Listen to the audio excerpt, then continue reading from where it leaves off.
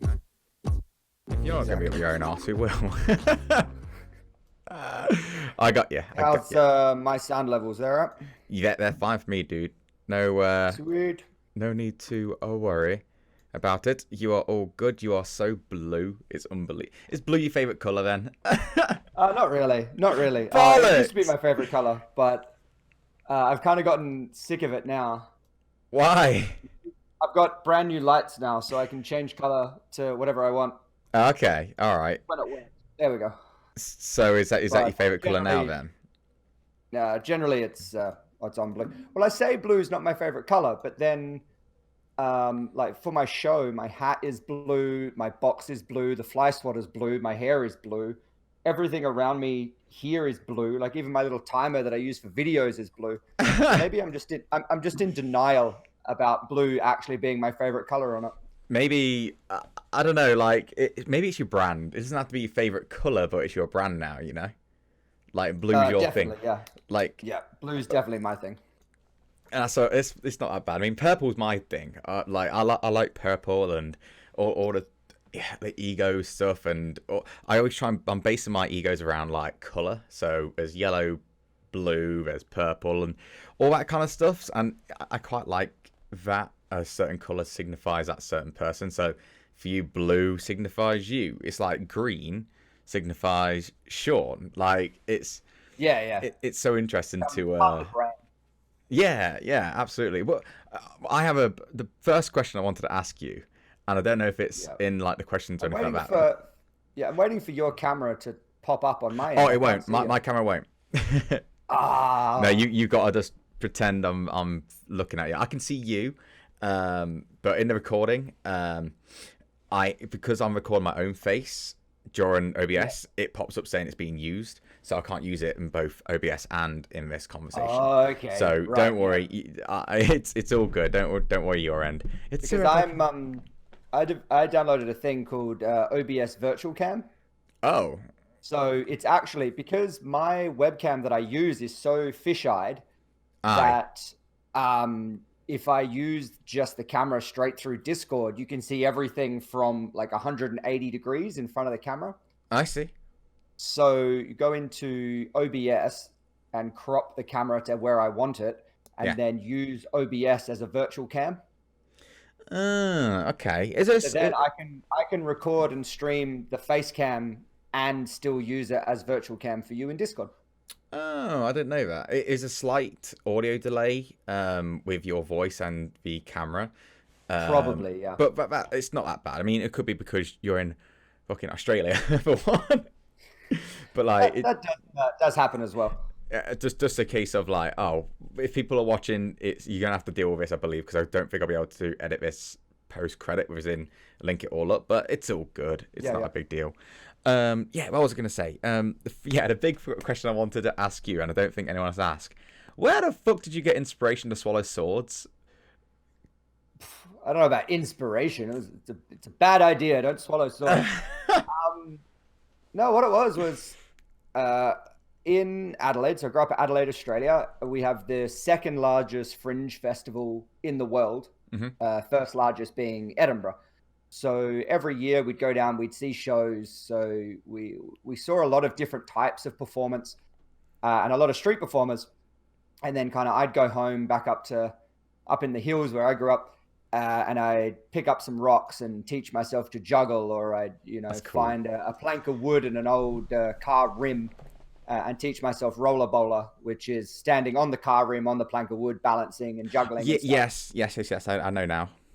Yeah, so I kind of self-taught myself a lot of my circus, and then I self-taught myself some basic magic, some basic sideshow, and then started catching the bus down to the city, hanging out with street performers, and kind of learning how to structure a show from them, So putting it cool. together. Flash forward like 5 years later, when I've already been doing it for 5 years, have a whole bunch of tricks. Run into a guy who is working on being the first person to swallow a sword and do a handstand. Fucking So hell. yeah, so I met him and we hung out quite a bit. We really hit it off and became really close friends with him. and he's one of the world's greatest sword swallowers by far. And he had said to me that if I could get like 2 or 3 solid routines under my belt and a few more years performing, that he'd teach me sword swallowing, but he wouldn't teach me it until he knew that I could do something with it. Yeah. That I wasn't just wasting the skill. Mm. So about 2 years after that, or a year after that, I was still performing. And he's like, right, you know, you're a performer in your own right. You have your own name now. Do you want to learn sword swallowing? And I said no, because at that time I was still working part time in the hotel industry. Uh-huh. I wasn't like really doing it full time, and yeah, I'd made a name for myself, but I didn't have a character yet. I was still just doing the same stunts and routines, because for a straitjacket escape, for example, there are hundreds of people around the world who do a straitjacket escape. Yeah. It's the routining and how you sell it and how you put it together that it makes it your straitjacket escape versus someone else's. So I'd made a name for myself as a performer, but a lot of my routines were still a very generic way of presenting each stunt. Yeah. So I didn't feel I was ready to learn sword swallowing until probably about 2 years after that. That I said, all right, yeah, I've got a character now. I want to learn sword swallowing. And he's like, oh, I don't teach anymore. God damn it. But he had a big long chat with his then wife, and they're like, yeah, but it's Malachi. Like, you've already promised to teach him. You have to teach him. And luckily he did, because he is still to this day one of my closest friends. He was the best man at me and wifey's wedding. Aww. And where is it? Just up here. Am I on the right side? Yes, that sword that's sitting behind me there. Yeah. That was the first blade that he ever swallowed. Whoa. And is the first blade that I've ever swallowed, and the first blade that another Australian sword swallower, Max Fox, is the first blade that she ever swallowed. So now it lives with me, because he has moved over to Amsterdam and didn't want to take it with him. Yeah. So it's mine now. That's so if I ever teach if I ever teach anyone, that sword will be the first blade that they swallow. That's really like first thing I'm thinking of is like, that's so weird, but I love that. I love the idea that it's been passed down. I think that's fucking really cool. It's a really uncomfortable sword to swallow. Actually, give me a second, I'll grab it. I think I'd feel uncomfortable if I know that someone else has swallowed these swords before me. We clean them. Oh, of course you do. You spit shine them. That's what you do. Look at that brand. It's so cool. Malachi. Yeah. I have to say, I'm very impressed with your branding there with your hoodie. I was like, oh shit, that's some really cool like brand recognition right there. I like that. Oh yeah, well that's the thing. Like my little fly swatter dude. That guy, he is on the shirts I wear during my street show. Have him on it. My speaker, my sound system has him on it. He's my watermark for most of my photos, and he lives on my hoodie. It's so cool. And you got like your little website on the back as well, which is, I like it. I like that. Maybe you didn't want to get the sword, but maybe you just wanted to stand up and be like, I'm going to slowly turn so everyone can see the website on my back. Let's do this the whole time. MalachiFrost.com. Very nice. Exactly. This is the first sword. It's a very uncomfortable sword to swallow because the handle, it's old. This handle didn't actually come with the sword. It's one that we've put on. Yeah. So that moves around a lot. So it's not fun. So this is not a sword that we would ever perform with. Mm-hmm. Because as far as stage goes, it's not very pretty. It's also way too long. Oh, I don't know. We can only like safe swallow it to about here. So you've still got about 20 centimeters of sword left. Right. That it's unsafe to swallow. But if you can see it, it has a lot of nice filigree on the blade. I'm about to say that decal is like really nice. It's super pretty. So nice. But yeah, so that's my prized possession sword. So it's like a ceremonial sword. Pretty much, yeah. My actual performing sword is out in the hall. When we got back from overseas, I just kind of put all of the gear that I wasn't using straight away Yeah. back into the box Yeah, of yeah. all the gear that I've got. I've got way too much stuff now. It takes over most of the house. That's not a bad thing though. You're not. The thing is, it's kind of like your Not a bad life thing is. for me. Yeah, Bad good thing for point. wifey. She's That's true. She's stumbling over swords, like cutting her shins up a tiny bit every time. Like, fuck's sake, Malachi. Put him away. Put him away. Stop it. But what was it like when you first swallowed a sword then? Because surely you had like loads of little things popping in your head, like, oh fuck, this. What if it goes wrong? And this is coming from someone who has no idea, obviously. Yeah. By the time you get to swallowing the sword, you've gone through so much other training and swallowing other objects that what can go wrong, you've already dealt with a lot of those issues, like your posture. You've already dealt with muscle control. You've dealt with breathing. You've dealt with dietary requirements. You've dealt with posture. So by the time you actually get to a sword, you're pretty confident with what you're doing. Mm. That being said, the first time, as I said, because that sword's too long.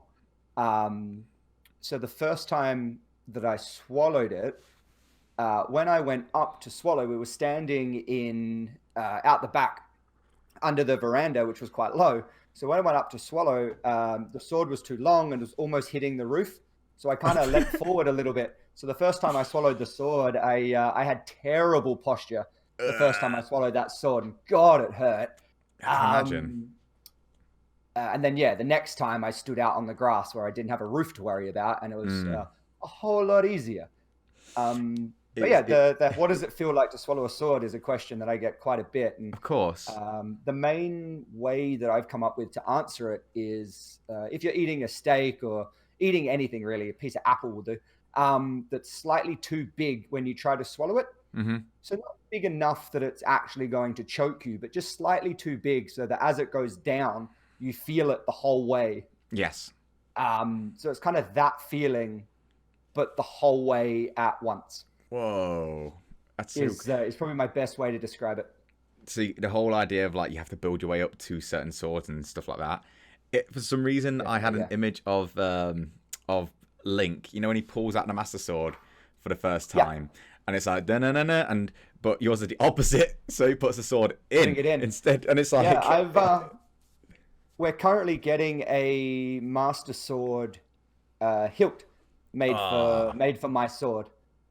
That'd be dope. So I'll have a Master Sword. I spent probably about 3 years trying to find a replica Master Sword that would work for a sword swallowing sword. Sure. And because the Master Sword is meant to be like a great sword, or it's a very wide blade. Yes. All of the swords that the blade is the right shape for swallowing, the handle just looks stupid on such a thin blade. Like it's very hard to get the proportions right. Yeah, it's very hard to get the proportions right for a swallowable Master Sword. So wifey did all of the research, got all of the photos of the Master Sword, did all of the measurements, and worked out what shape, what generation of Master Sword, and what size it needed to be, so that it would all be in proportion for my blade. Yeah, yeah. So we're currently getting that made. We don't know how long that'll take. Currently getting it made. Whoa, that's so cool. I can't wait to swap it over, and I'll have a Master Sword that I'll be able to do sword swallowing with. That'd be so dope. How I was traveling, because how often do you travel in a year? Because I know you were on tour for like ages, and obviously, sorry for not meeting you. Obviously, that's fine. That's fine. It was a busy time. I wasn't really in London anywhere near as long as I was planning on being in London. Mm-hmm. Because originally I was going to be there for about 2 weeks, I think. I ended up only being there for about a week because the heat wave came through. Oh, yeah. And I kind of went, nah, I'm not being in London during a heat wave. Screw this, I'm out. Yeah. Because, you could go trying to get on the underground in the middle of winter and it's still way too hot. Oh, I hate it. Let alone going anywhere near it during summer. Mm-hmm. So I left pretty quick. But I can't blame you. Yeah, the tour that I just came back from was 10 weeks. So I flew into Amsterdam start of July and then flew back to Australia mid-September. Mm-hmm. So that was a 10-week tour. normally in a year. Like it changes a little bit each year, but the last couple of years it's been July and August. I'll be in Europe and the UK somewhere. Mm. Fly back to Australia start of September. Have September at home in Adelaide, and start of October till start of probably about 4 weeks. So mid-October to mid-November, I'm normally in Sydney. Mm. Back to Adelaide for Christmas. To Melbourne for January, start of February. Back to Adelaide for the Adelaide Fringe, which is February, March. Then up to Sydney for Easter. And back for a few weeks. Back to Sydney for the Vivid Light Festival, which is end of May, start of June. 2 weeks at home until the 1st of July, where I fly back over to the UK. Jeez. So Your yeah, memory. in a year, well, it's what I've been doing for a while. Yeah. In a year, I'm generally really only home for maybe 3-4 months out of the year. So your wifey's a real hero then. Pretty well broken up. Oh, wifey's definitely a hero. Oh, bless. And I'll say that to anyone. Anyone that can put up with me and put up with this kind of lifestyle. And tripping on swords all the time. Yeah. She does travel with me occasionally, but she's got her own stuff happening and her own job, and so she can't travel with me all the time. It's cool though, dude. Like the fact that you're touring. I mean, when did you realize to yourself like, oh, I can actually go on tour for this? Because I'm assuming you started performing in public close to home, and then you're like, okay, well, when did you really think to yourself, oh shit, I can actually go to different places in the world and perform and be okay doing it? So knowing that I could go to other places in the world was pretty much straight off the bat, because the performers that I was hanging out with and the guys I was watching were traveling. They were only ever in Adelaide on tour. Sure. So I always knew I could do it. It took a long time to build up the confidence to actually try. So yes, so went out, started street theater when I was 15, and then working kind of part-time street theater, part-time other jobs, up until about 18, 19. Then dropped right down to like casual hours, only working, 2 or 3 days a week at most. And the rest was all street theater. Wow. And then kind of went, all right, well, I've been doing this for a while now. I should probably try and go somewhere. So I jumped over to Melbourne for like 2 weeks and then came back again. And then, a couple months later, go back to Melbourne for for 2 weeks and then come back. And I don't like trying. Okay, it's not that I don't like trying new places. It's just new things causes me quite a lot of anxiety. So the idea of going somewhere new and then putting myself out there like you have to for a street show. If you go out there and you're nervous or anxious about looking like an idiot, you're not going to have a good time. No, of course not.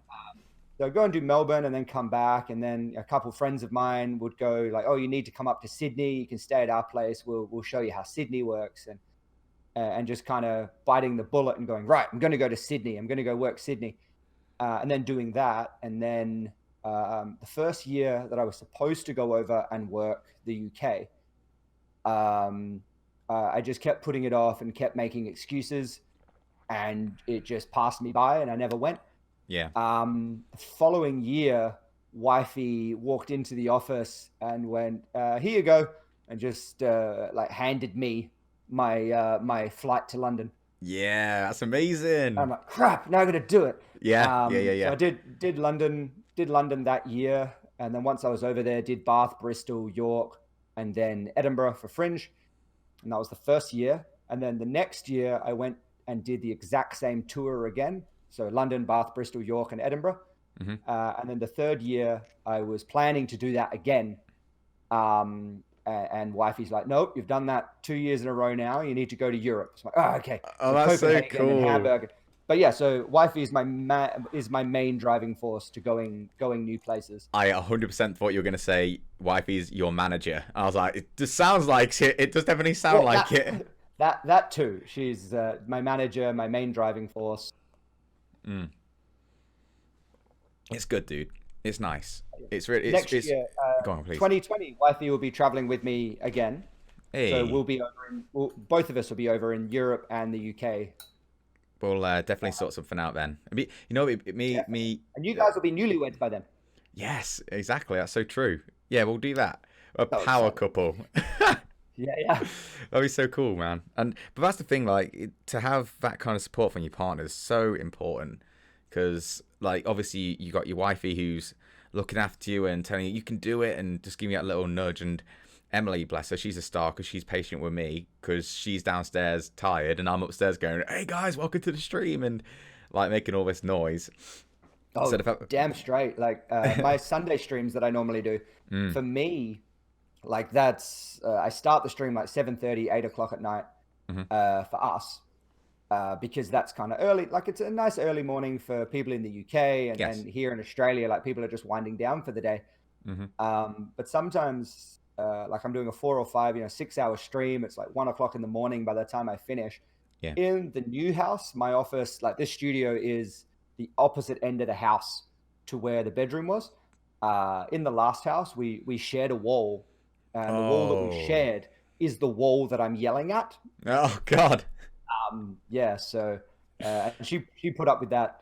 So It's or, one of those where you're like you want to put the energy out because you want to be energetic, you want to entertain, and then you're like, oh, hang on, I've got neighbors, I've got my partner, and like it's something what you have to really balance out, and you do get there. I end up just pulling the mic towards my face and be like, I'm just gonna talk a bit quieter. But yeah, it's nice to find that balance. To be fair, what was your favorite place to go to on tour? Because what has been your favorite place? favorite place just in general Hmm. so far has got to be York. Oh, okay. Absolutely adore York. I'll go back to York as much as I can. As far as shows are concerned, Bristol during the Harbourside Festival was absolutely amazing. Hmm. Just massive party crowds and quite a lot of fun. And I was also, when I went to do Harbourside Festival, I was with a few other busking friends of mine. So it was like a little mini tour that we were going Mm. on. We were living together. And so that was a really fun time as far as shows are concerned. But York, just overall, is an amazing place. It's It's gorgeous. by far my favorite. The Where we work in York is called King's Square. It's an old church grounds. The church has been knocked down, but you still got the pavement. Yep. It's a small area, so we don't use amplification. So I don't need my mic and my speaker. I just go out and do it all vocally. And it's fine because it's such a small place that there's no other noise. It's perfectly fine to do it without Yeah, yeah. amplification. You don't get drowned out.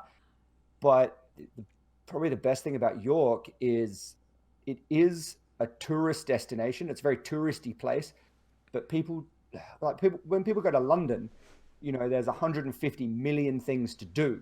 Yeah. So you're there on holiday, but you're always moving, you're always doing stuff. So Mm. trying to hold someone's attention in London is a lot harder. Whereas in York, it's a holiday destination. They're all on holiday, but their entire plan is just to be in York. It's a slower Kind of pace, if you would. slow down, exactly. So you've just got these crowds that just stop and stay with you the entire time. They're Wow. just super nice, super friendly. Not like big rock and roll power crowds um, like the Instagram and the Twitter and that. You'll see a lot of photos of me in Amsterdam or Edinburgh where you've Hmm. got 400 or 500 people just surrounding you, and it's just like a big electric show, tons of Mm. energy. In York, it's just the polar opposite. It's like you and 50, 60 people doing a small show, but it's just feels so good. And then after the show, you could walk around the wall. You've got all these little coffee shops, and everyone's just quiet. It's a slow paced thing, which is why I started going there just before Edinburgh each year because Edinburgh is just massive. Yeah. Um, Go to York for about a week, do some really quiet shows, just chill out and relax, and then rock up into Edinburgh, just And then ready to go. go. Would you Yeah. say like the smaller crowds are just more intimate? So it's not that it's not good or bad. You feel more of a connection to the crowd. Would you say? Exactly, exactly. There's lots of different types of street theater. There's lots of different types of street shows. But probably the two the two that I like to focus in on when I'm talking about it is you've got your um, like your psychology and connection based show versus your big stunt shows. Sure, I got you. So, like my show, for example, is a psychology and connection based. So I do better with a smaller crowd that I can connect with, and yeah, just have an intimate show. Mm, Whereas someone up on a 10-foot unicycle juggling fire blindfolded is more of a spectacle show. So yes. if they have a small crowd, because they're not trying to build that connection when it comes to the other end of the street show, when you get paid, they struggle on small crowds. So they do much better if they go out and they just have a monster crowd, 400 or 500 people, and they get, the same quality of drop per person, but they Mm, have a much bigger crowd. all Whereas right. I go out to a crowd like that and do my normal show, because I can't physically make a connection with that many people doing that show. Mm-hmm. Um, Most of them will just walk away. Yeah. Whereas if you give me a smaller crowd, like 80, 150 people, and I'm doing that connection show, I'll make around the same as what the big show will out of a much smaller amount of people. Yeah, I get you. Like it's basically Yeah, quality, not quantity, in the exactly, end for you. exactly. That's your kind of thing. Both shows, yeah, both shows are perfectly valid. It just kind of depends on where you started working. Yeah. Like Adelaide's it's a capital city in South Australia, but it's still like it has the population is tiny. Mm, So I learnt in a place where you need to have that connection. So that's the type of show that I do. My I get main that. type of show that I do. If I'm in a place where I need to do a hype show, then I'll do like a big stunt hype show and go down that route. But my main show, the show that I like performing, is the connection based. So I like places like York and Bath where it's smaller and quieter, and I can just chill out and have fun. Yeah, I get that. I mean, when it comes to obviously your performances and stuff, was there ever a moment where you were about to start your show and it sort of didn't go your way? So let's say you had a huge crowd and you're like, yeah, let's Oh. fucking do this, and then everyone just bounces out, if that Oh, makes hell yeah. sense. Hell yeah. And that happens for so many different reasons. It could be like at one point during my show, my timing was off and it just Mm, didn't hammer home the psychology that I needed it to. And then everyone just walks off. mm, Sometimes it's a language barrier thing, that makes sense. because I'm aware that I talk quite quickly. And in my street show, I talk quite quickly.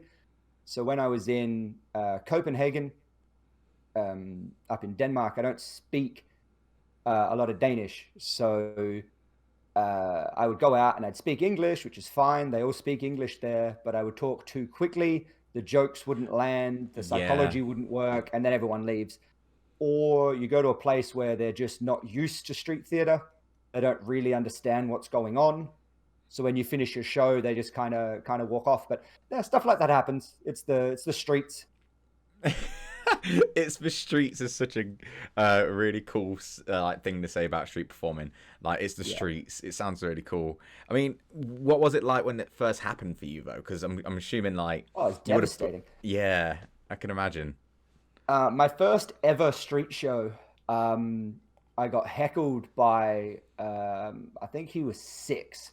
Oh, And I hadn't had any experience with dealing with yeah. anyone out in public, let alone a 6-year-old. And I didn't know like I didn't have any authority, Yeah, basically. of I course. was out there doing a collection of tricks, hoping someone would watch, rather than Mm. a structured show where I'm in charge. Mm-hmm, Like mm-hmm. I'm holding my little court. Um, but yeah, no, that's when you start street. Like if you go out there expecting to build a crowd and have fun, your first show, like you're gonna be sorely disappointed. Yeah. Street theater is a very hard thing to Mm. to get started into. A lot of circus university students who have diplomas in circus, they have skills that I can't even name the juggling tricks that they can do, and just so much skill. Then they go out and they try to do a street show and just no one stops, Yeah. or they stop and then halfway through they walk off. Like they can't hold the crowd. So This. no, that happens. That's the streets. There's, and as you said, like, that's the street sounds cool to say. It's been one of my slogans as long as I've been doing street theater, where you go out, you do a show, you build like a nice crowd of people that are just with you. Every joke is working. Your volunteers are perfect. It's lining up to be like that 1 in 100 type of show. And then a drunk guy walks past and throws up at the back of your show. And just the whole thing is trashed. Like, anything can happen out on the streets. Yeah, I didn't even think about yeah, that. that's the streets is kind of my way of, like, when you walk off, sometimes you can go out and have a tiny crowd for 90% of your show, and then in that last 5 minutes it just triples in size and it turns into a great show. Or the vice versa happens quite a lot. You get pooped on by a bird, or you grab volunteers and halfway through one of them goes, oh, I've got to catch a bus, and they leave, and anything can happen. That's the streets, and you just got to learn how to bounce with it, how to roll with it, how to keep that show going, which it's takes cool, a little man. bit of learning to do, and a lot of failure to get to that point. I sort of, not because I'm trying to think. I always try and relate whatever my guests like are talking about to what I can do to so I get to understand it, but I can't. But for me, it's like I sort of have it as a comedian kind of thing. So they go to like open mics and they perform, but they're gonna bomb. And you're not supposed to expect to be like the best in the world and everyone laughs and everything. Like, every beat you hit, it's you go into it knowing you're gonna fuck up and it's gonna be a disaster, and then you get back on it and do it again.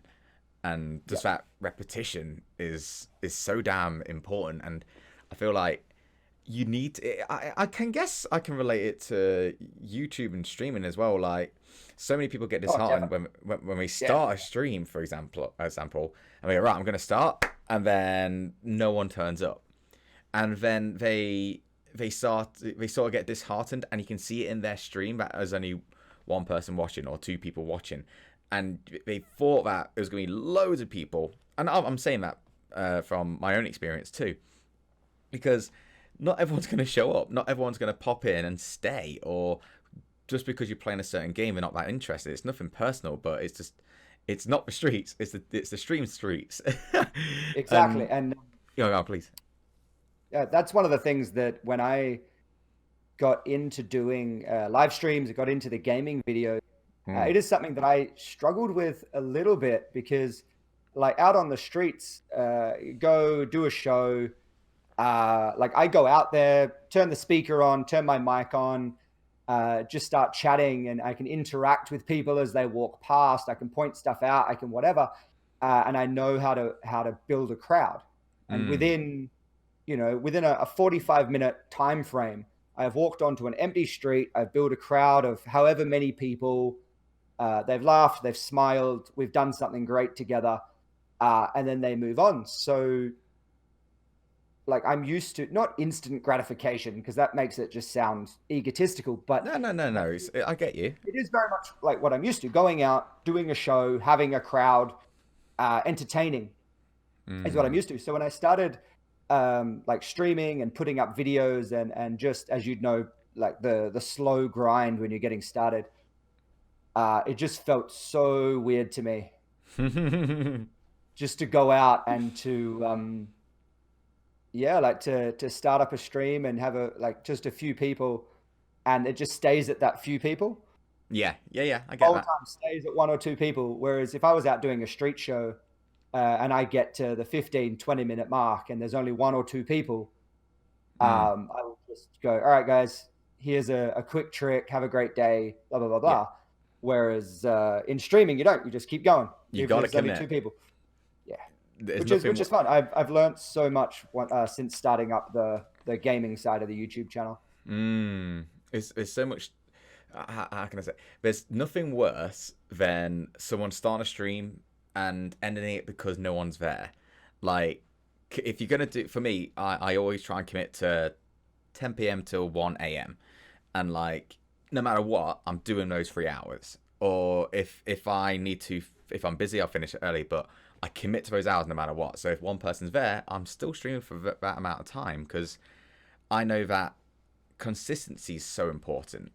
And just being just turning things off. Like I've seen it before, back when I first started, where there'd be people out there, and I've literally watched someone streaming, and it's probably me and one more person, and they've gone, "Hi guys, this isn't working, so I'll just stream another time." And it wasn't about the game. The game's great, connection's great. It was just because there was no interaction, and I felt like no one was watching, and it's like, dude, that video is pretty much gonna be out there now, and people can find it. People can jump onto your channel, think, "Oh, let's check this channel out. Let's look at their other." Watch a VOD, and 15 minutes in, he's like, "Oh no, I'm not gonna do this." Yeah, it's like, why is this video 15 minutes? Did something go wrong? Oh no, they just complained that no one's there, and then cut out. Yeah. Oh man, I mean, I definitely still, I don't have that negative association anymore. I do look at like the numbers and viewers and stuff like that because I do want to make sure that what I'm doing is interesting for the community. But like I said, if I start a stream, I'm committed to that stream. I'm making sure that I'm doing my best to have fun. And if it's a case of like there's not many people in chat, or even if there's a lot of people who are watching but not interacting in chat, it's like, well, yeah, I'm still gonna be talking shit. I'm still gonna have something to interact with. I'm gonna have the game to interact with, and just keeping that kind of flow going is I feel like that's my thing. I'm good at just keeping on going. I don't really like just sitting there quiet playing a game, occasionally laughing, but that's it. I like thinking of things on the spot or reaction based gameplay. I don't know how else to describe it, but yeah. I think people who do pre-recorded content find it easier to do streams to those small people because you're used to talking to yourself and kind of narrating the game. Yes. So like because as you will know, because I'm on tour a lot, I do a lot more pre-recorded than my streams.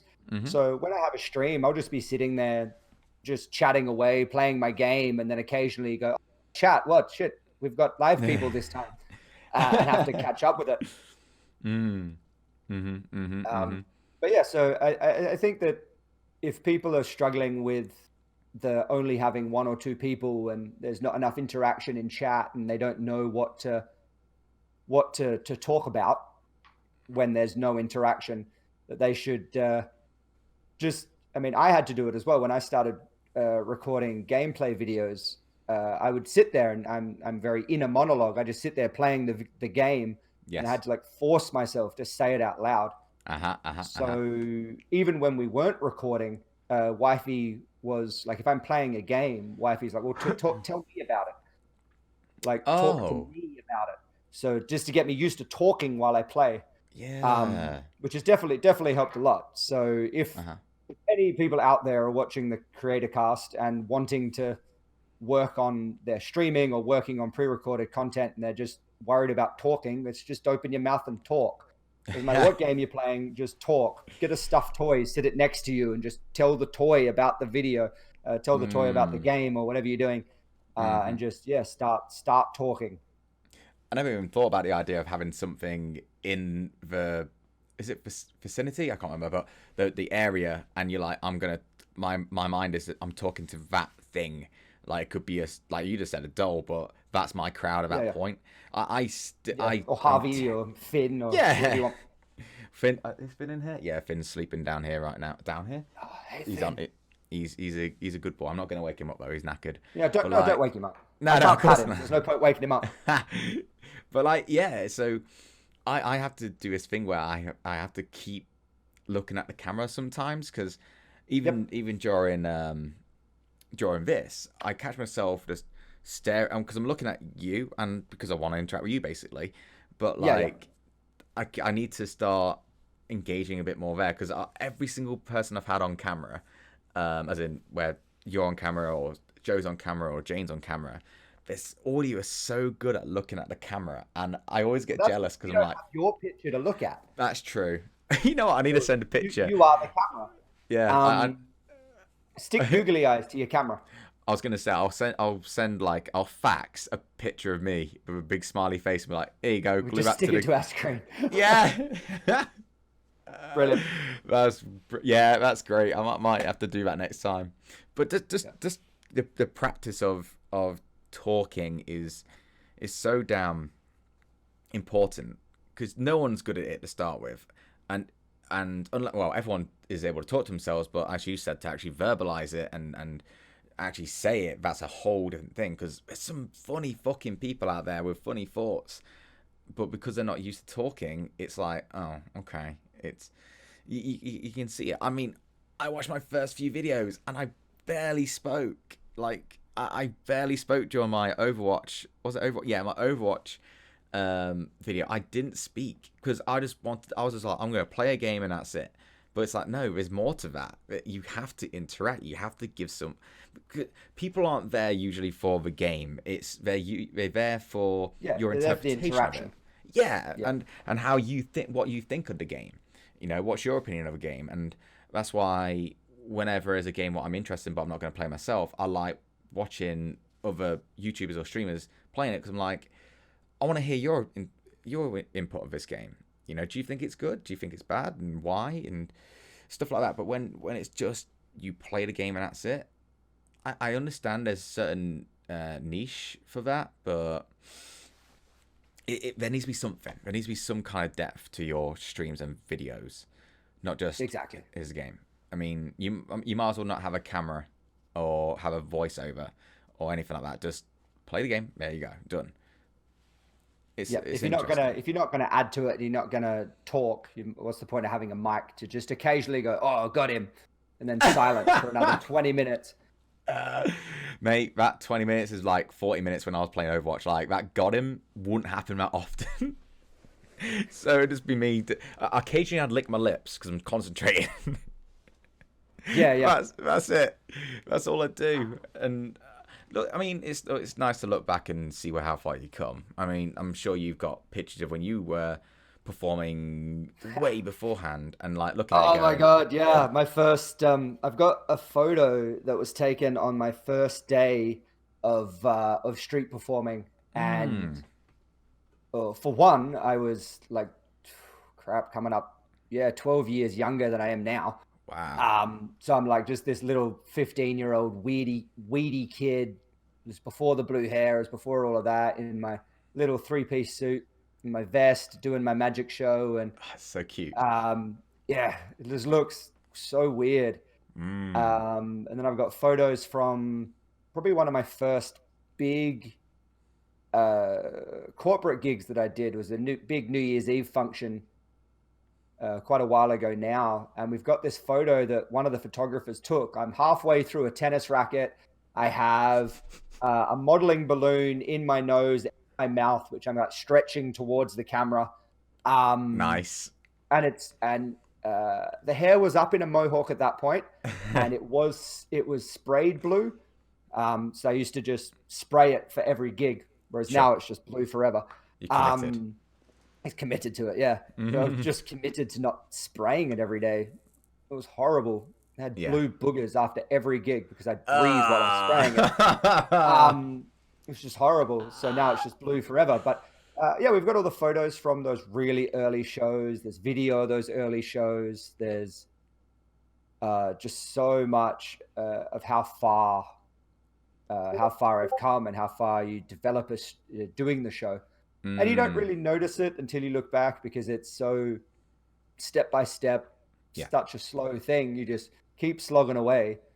And it's the same with any creative content, whether it's drawing or YouTube or music or whatever you do. Whatever you do, you look back at those first few videos and you just go, why did I ever think this was good? Why did I publish that? That is just horrible. Like, what is that sound in the background? Oh my God, that's me talking. Like, what a stupid noise that is. But you know, you got to start somewhere. Yeah, And that's so true. Sean has said it, and a few other people have said it as well. That there's a lot of YouTubers nowadays, like younger guys that came in like more recently, and they periodically delete like older footage. So if they Mm, upgrade and update, so that if you look at their channel, all you see is their highest quality. yeah. Whereas Sean and Mark have said, like, no, we're not deleting anything. No.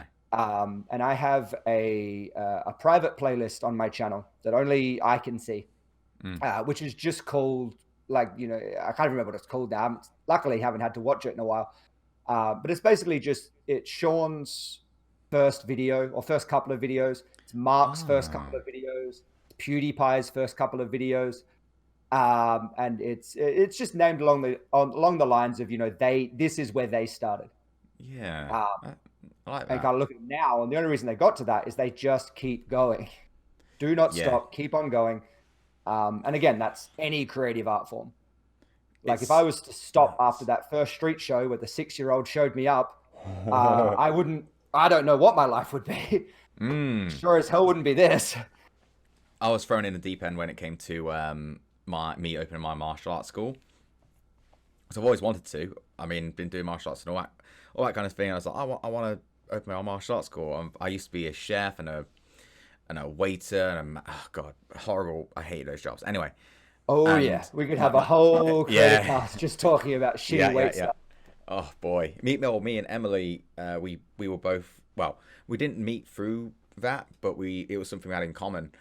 And like, yeah, the amount of it's such a thankless job, and the amount of hours you do for the amount of pay, it's like, damn. But anyway, like, and yeah, going back to me being chucked in the deep end, it was I remember the actual moment because my friend who was my instructor had contacts with to other places where we could teach and stuff, and I remember talking to him like, I really want to do this and blah blah blah. But you know when you say it but you don't do it, kind of like with your wife, Yeah. giving you those tickets to Europe. Was it Europe? No, that one was the ticket to London. That's it. Sorry.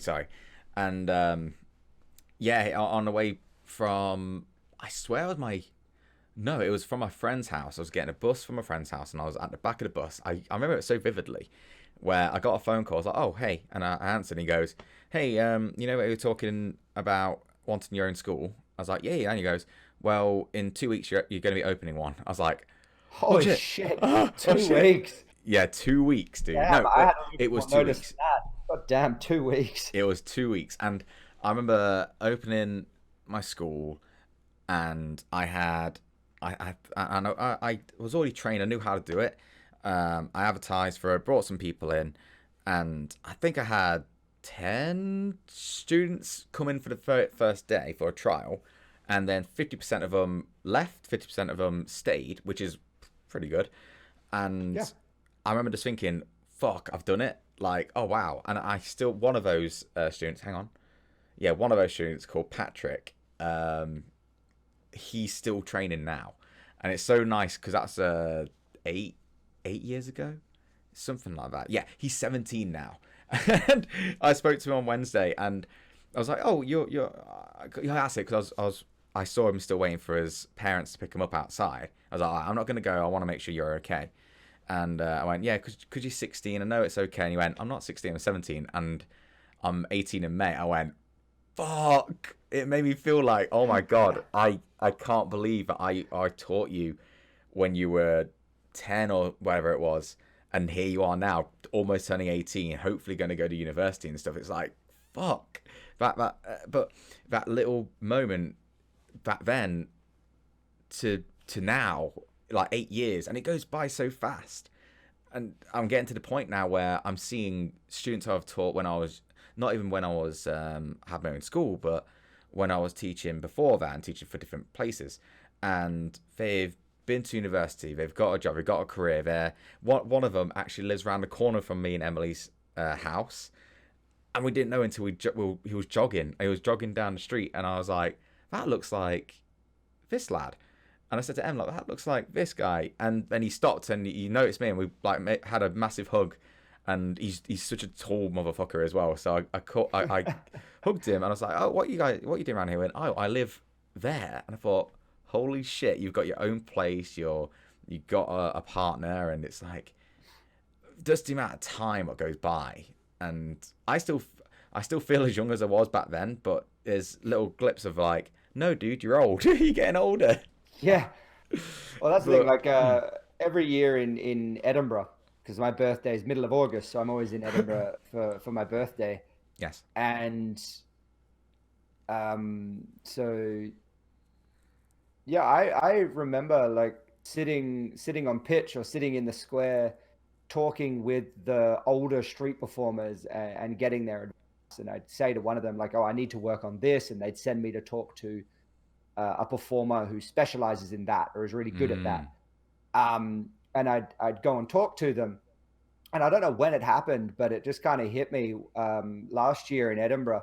We're sitting around the table, and some, new younger busker guys that had only been doing it for a few years came up to the table and just started talking to us about their show and what they need to improve on and what they don't. And some of my mates go, oh, Malachi is really good at that type of psychology. Go and chat with him, and maybe he'll come and see your show and give you notes and whatever. And I'm like, yeah, sure, of course I will. Blah blah blah blah blah. It wasn't until afterwards they went, oh God, now I'm this guy. I'm the old one now. Yeah, you're the wise one. The wise. I don't know about wise. I've been doing it for long enough that it's like, obviously he knows what he's doing. Yeah. Well, you were talking about how you had your student who you started training when they were 10, they're now 18. Reminded me, so in my street show, I get a kid out, and every show I call the kid Kevin, which is the start of all the Kevin references. I call the kid Kevin. Every show the kid is called Kevin.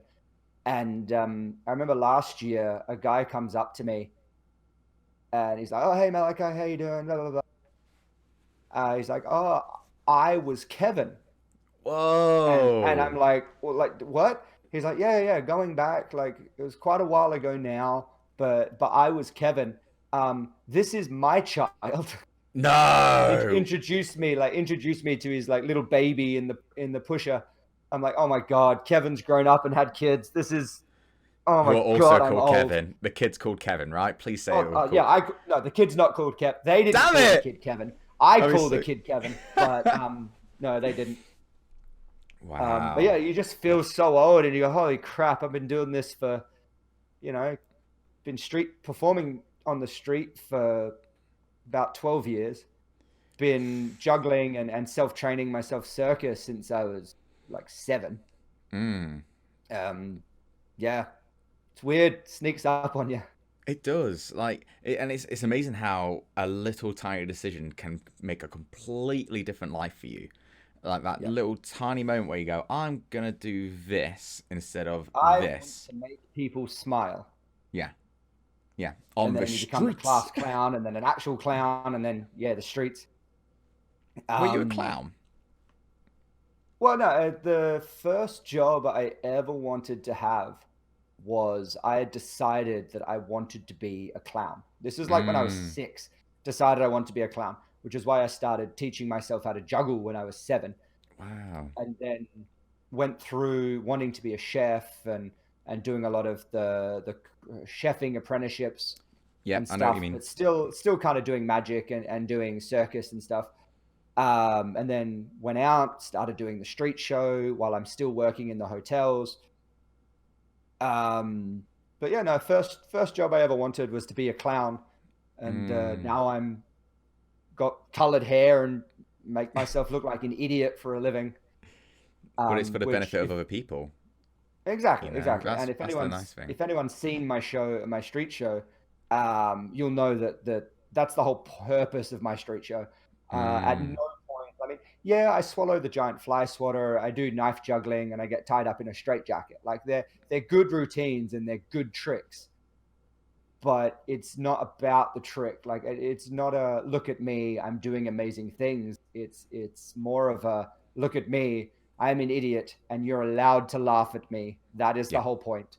I have written this show to make me look like a complete moron, and give you guys the social permissions to laugh, and that it's okay to laugh. Yeah, Laughter's so important, dude, and I think as well with what's going on nowadays, like, oh, definitely. Just that freedom, and like you said, the permission to laugh, because sometimes we think, oh, like something happens which makes us want to laugh, but we're like, is it okay to laugh at this? Exactly. Are we all right? And they it's like, check either side to make sure. yeah, Can I laugh? Is anyone else laughing? yeah. Um, I'm the fucking first person to laugh. If I find something funny, I'm laughing, and I'm laughing loud. I don't care. And if it's come like, and see my show. I need especially to, man. in London. People in London are grumpy buggers. Oh, fuck that! So hard to make honestly, London laugh. I'm the loudest clapper. I'm the loudest laugher you'll ever meet. Like, because I don't give a fuck about other people's opinions on what my taste in comedy is. Like, if it makes me laugh, if it makes me happy, then that's okay, and that's all right. If you disagree with it, that's on you. I don't care, because I'm not gonna let your opinion try and affect my own happiness. You know? Exactly. And it's one of those where I'm like, come on, if anything makes you laugh, be okay with that. Like, you don't have to like say it or promote it or anything like that. But if it's like, even if it's like a, I don't know, let's say you listen to a comedian who has a bit more of the darker humor. If it makes you laugh, it makes you laugh, you know, and it's not trying to be offensive, because people get offended by everything. Like, me just saying this, people can be offended by it, but but that's their thing. Like, that's totally cool. Like, they're welcome to feel like that. But for me, it's like, okay, I'm going to listen to this. If I find it funny, I find it funny. If I don't, I don't, and that's it. Yeah. There's no like I'm going to reserve my laughter because just in case. Like, nah, it's exactly. And unfortunately, that's kind of what the world, in general, like the main part of society has become. People are afraid to enjoy themselves and afraid to laugh, because if, as you said, like, if the comedian has quite a dark sense of humor and you laugh at it, and then people are going to think that you find, dead babies at the bottom of the pool turning green funny. If you find that kind of stuff funny, what does that say about you as a person? Totally. It's like, no, satire. It's all of that stuff. The context and how it's delivered. Like, anything can be funny if it's delivered in the correct way. And exactly. There's a guy who I really like, called, I think his name's Andrew Schultz. He's a stand-up comedian, but his special is like 30 minutes, but it's him just doing crowd work. So he'll say certain things about certain people, but he's talking to the person, and this is what I like about him, because he knows that people could get upset by what he's saying, but he's actually got the camera like on the person he's talking to and making fun of, because they're enjoying it. They love the fact that they're making fun of him, and it's like, that's the kind of thing I want to see. Because if people are gonna, like I said, people are gonna get offended, but the person who it's actually directly about, if they are loving it and they are laughing, and it's actual, not laughter like they're getting bullied and we have to laugh to fit in, but you can see really, it's about them. It's a magical moment for that person. And so that's one thing that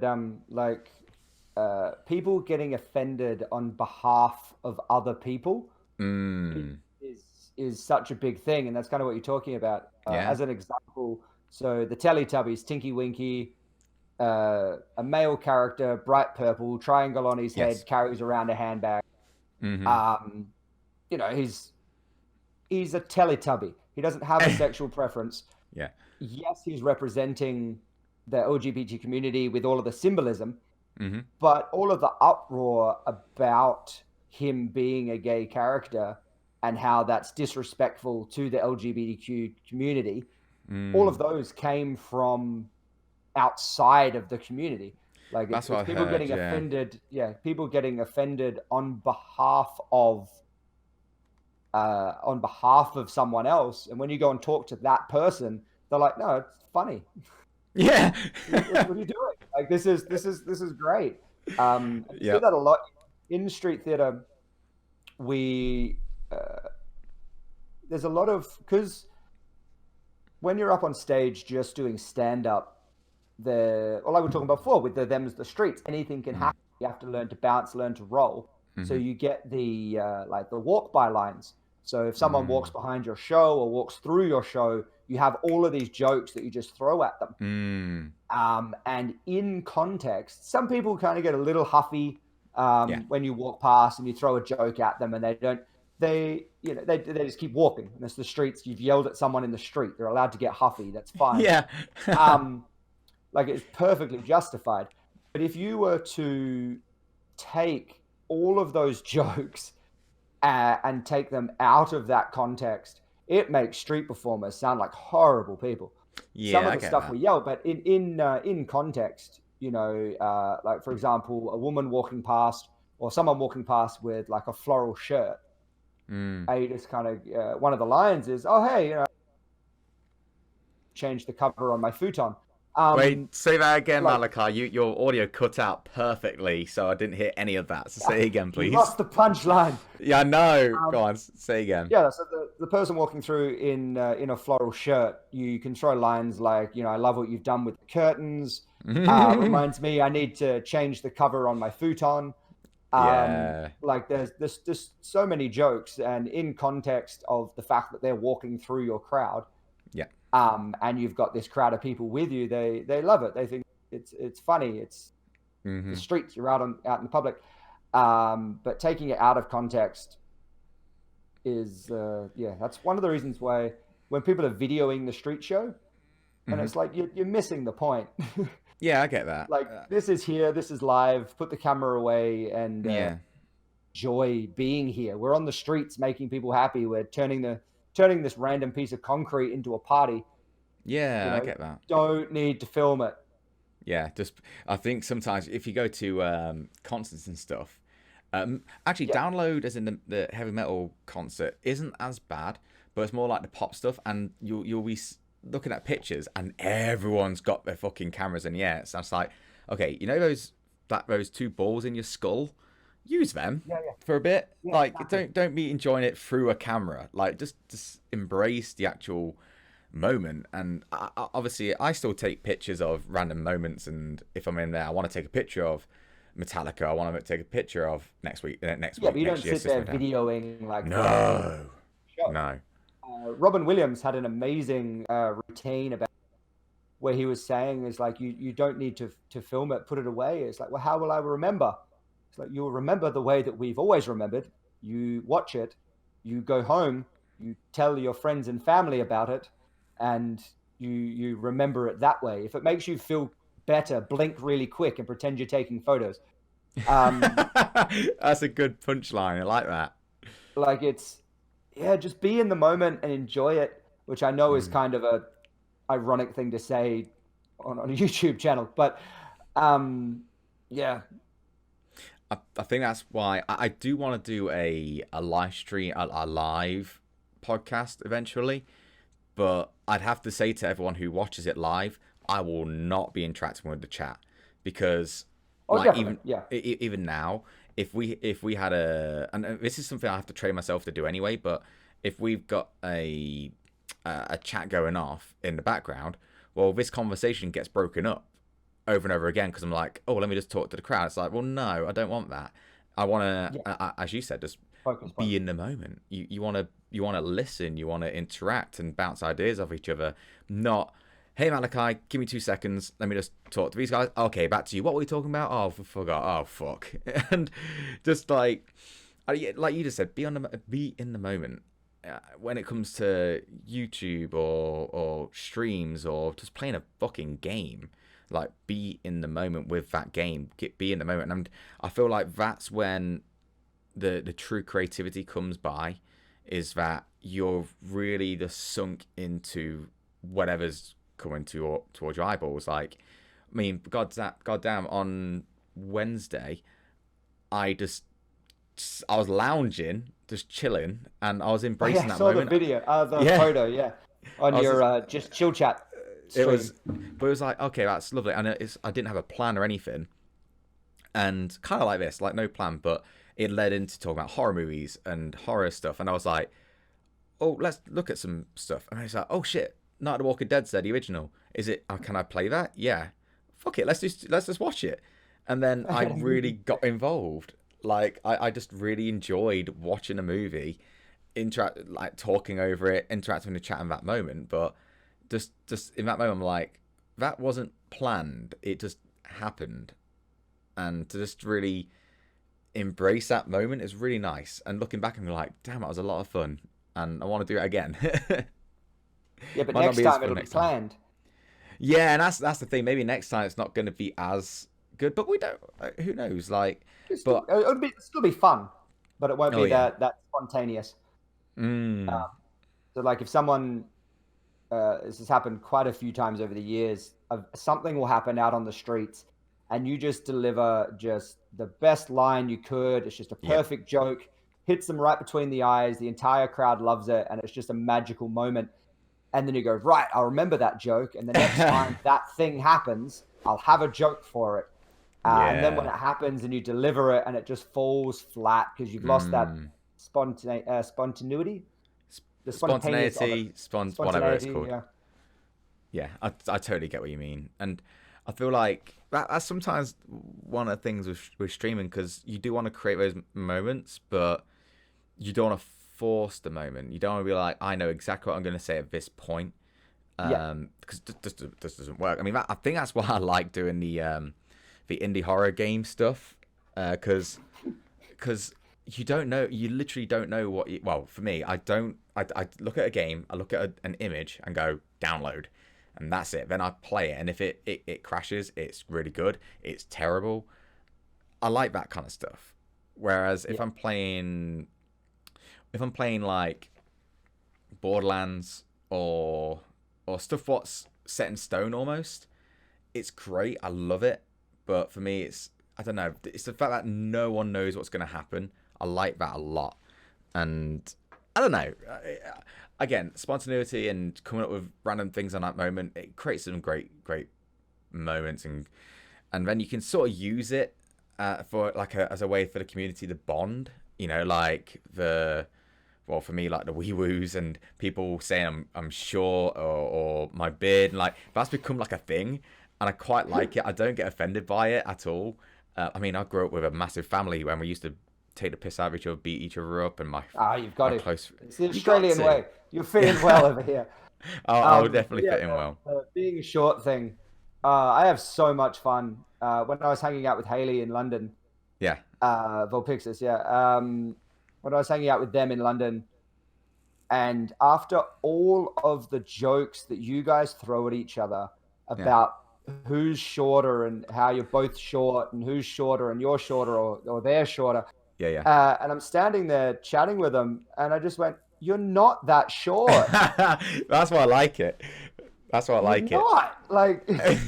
I was expecting Hay to be so much shorter just because all the shit you guys throw at each other. Yeah. I'm really not that short. Like, I'm not incredibly tall. Like, I'm just over 6 foot, but you're just not that short. But yeah, the amount of just the running gag, the running joke of how short you are.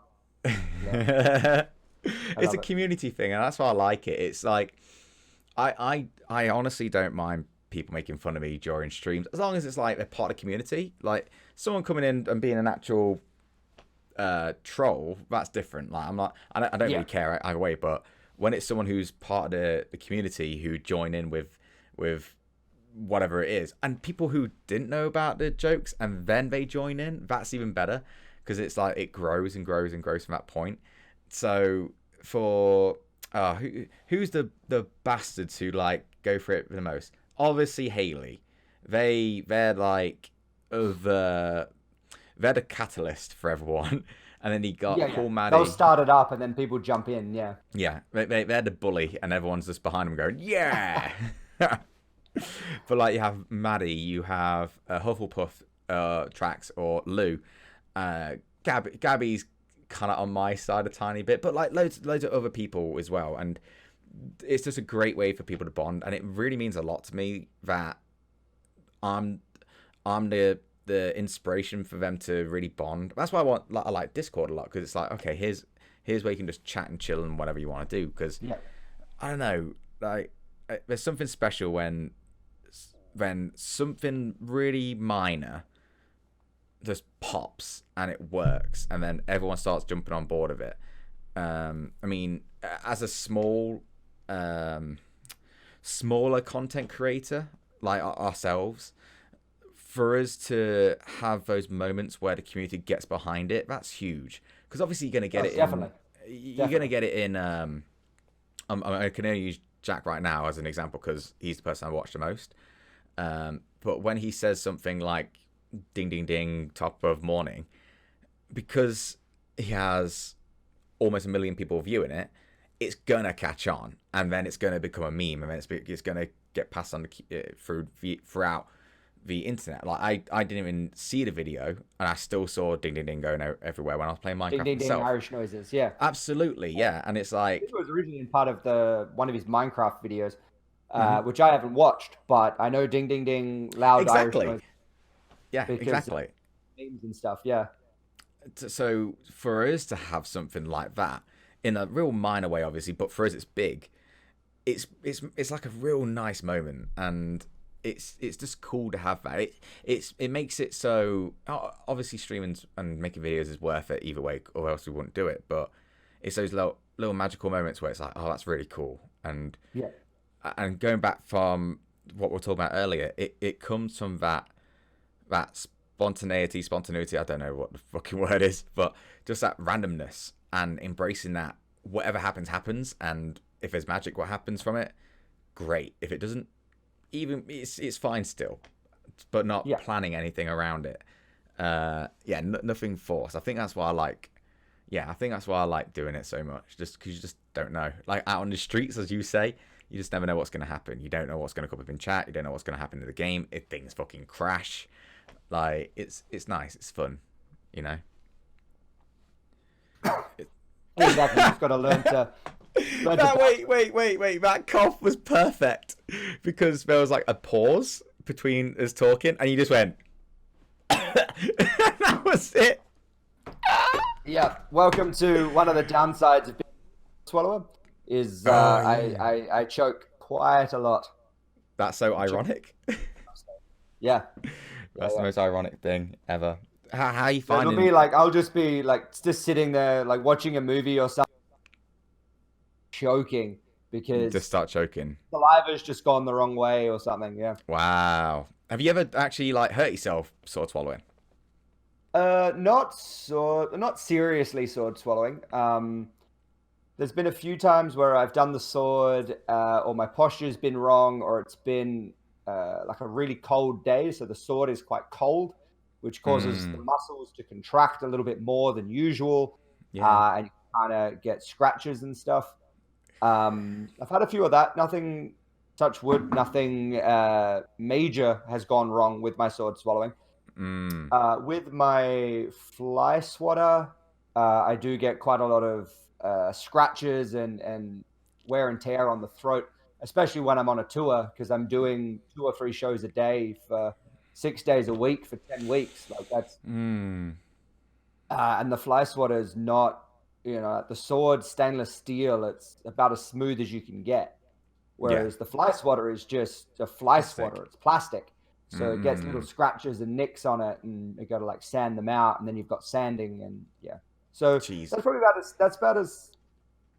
as injured as I've gotten with the swords. Is kind of just a general wear and tear, which then your dietary requirements come into it, and you heal yourself up that way.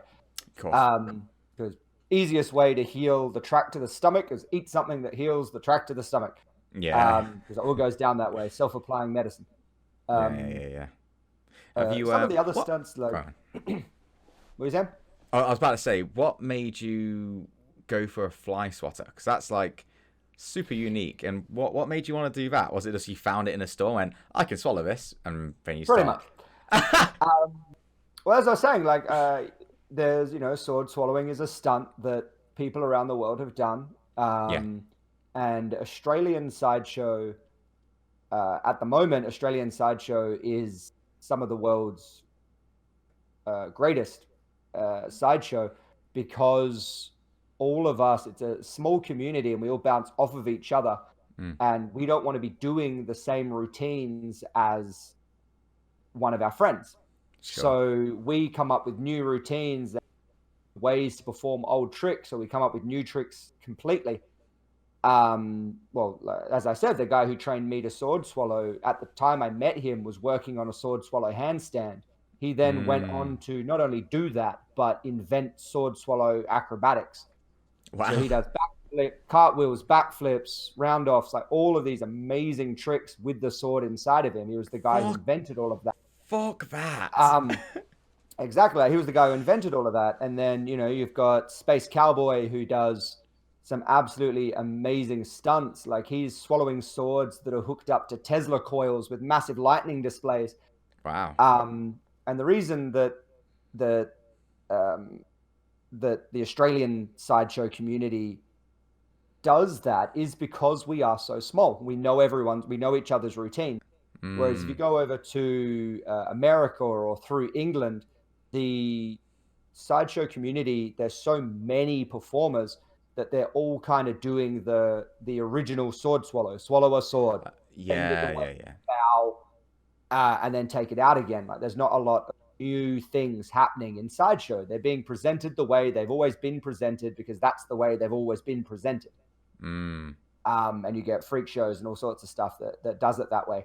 So I wanted to do the fly swatter because as a sword swallower, every sword swallower swallows a sword. So if whoever hires me wants me to swallow a sword, well, then I'll do it. It's my job. But if I get to decide, then I'll swallow anything before I swallow a sword. Just because I like that point of difference. So I've got soup ladles, I've got giant screwdrivers, I've got the fly swatter. You know, you can get like umbrellas or like pruning shears, giant scissors, the leg of a chair. There was a sword swallowing record that got set. It's the most people swallowing a single object simultaneously. And they just got like a little IKEA stool with 4 legs on it, and each sword swallower swallowed one leg of the stool. Oh my god! And that kind of thing, like not swallowing a sword, is kind of what I got into it. The other reason was like predominantly back when I started doing fly swatter, I wasn't doing as many stage and corporate gigs as what I do now. It was mostly street. And out on the street, sword swallowing is one of those stunts where it's big, it's impressive, people want to see it, but at the same time, they don't know if they want to see it. Like it's kind of one of those cringe finales. You watch it through your fingers. Sure. And when you do the sword swallow, you know, swallow the sword, take your bow, pull it out, juggle with it in, or get someone else to pull it out, or however you decide to finish it, you're then finishing your show on that cringe point. Like it's hard to kind of round off the show nicely with a sword swallow so that you're leaving your crowd with a positive energy instead of this cringe. So one way around that is put the sword swallow towards the start of the show. And then so you use the sword swallow build as a look at me, I've got a sword, I'm going to swallow it. Swallow the sword and then move on to something else like a straitjacket like I do, or a unicycle show, or whatever you want to do, and round off that way. So I was doing that for a while, but my demographic, especially in Adelaide, is a lot of families and a lot of kids, a lot of middle-aged women. And we were finding that swallowing the sword and then moving on to something else was just that cringe, even though it's at the middle of the show and there's still something else coming up afterwards. That cringe just kind of broke the energy. Totally get you. And as I said earlier, like my character is not a look at me, I'm going to do amazing things. My character is an idiot. So having that break of energy, I really didn't like.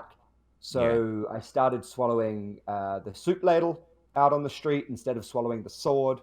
because it's much less of a cringe. It's something people are more accustomed with. Yeah. And I could have a little bit more fun with it. Like it's a soup ladle. It's essentially like just a bowl on a stick. So you can juggle and then catch one of the juggling balls in the head of the soup ladle or whatever you do. So that's kind of why I started doing that. And then, yeah, as you said, like I was in a shop and I saw a giant fly swatter and I just went, oh, hell yeah. That's So awesome. we bought one and took it home and worked out what we had to do to it to make it safe to swallow. A few little adjustments. And then, yeah, I swallowed it, experimented with movement. So because it's plastic and it's not metal, it's not rigid. So I can move a little bit more with it than I can with my sword, which means it's safer for me. But it also means because it's a fly swatter and it's got that massive head on it, I can swallow it, lean forwards, and then just shake it. Yeah, I've So seen that. it just flaps around, and I think, and I say this in the show, I'm going to swallow the fly swatter, lean forward, shake it around a bit because I think it looks funny. It is. It looks great. It's a fantastic thing to look at. I started doing that, and then it just became my thing. Like I'd been doing it. I've been swallowing the fly swatter out on the street for ages now, and over the years, like we went back to the store and I bought like 10 fly swatters. I found a store in the UK 3 years ago that have them, so I bought like another 6. And unfortunately, we can't find them anymore. Wow. The novelty fly swatter factory, I don't know, burnt down or something. But yeah, we just can't find them anymore. We found a few on. We tried to order, and then when we try to order it, they go, "Oh, sorry, that's not actually in stock." Whoa. Or we order one from a completely different one, and it rocks up, and it's just not something that we can use. The handles are different plastic, which is not safe to swallow, and so I've got 2. Wow. 2 left. Oh And God. when they break, that's it. my thing. That's my thing done. Damn. I need to work out what I'm going to do. Whether I get a metal handle made and then just get fly swatter heads that I can swap.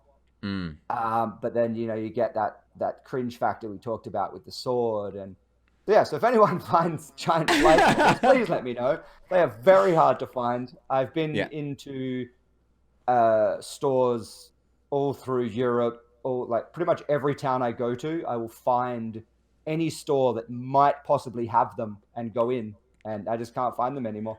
I'm trying to think of what the shopkeeper would have looked like as you like had a massive amount of. Walked out with 10. Yeah, you just walk out with 10, but just looking at you going, "What the fuck are you doing? How many flies have you got in your house?"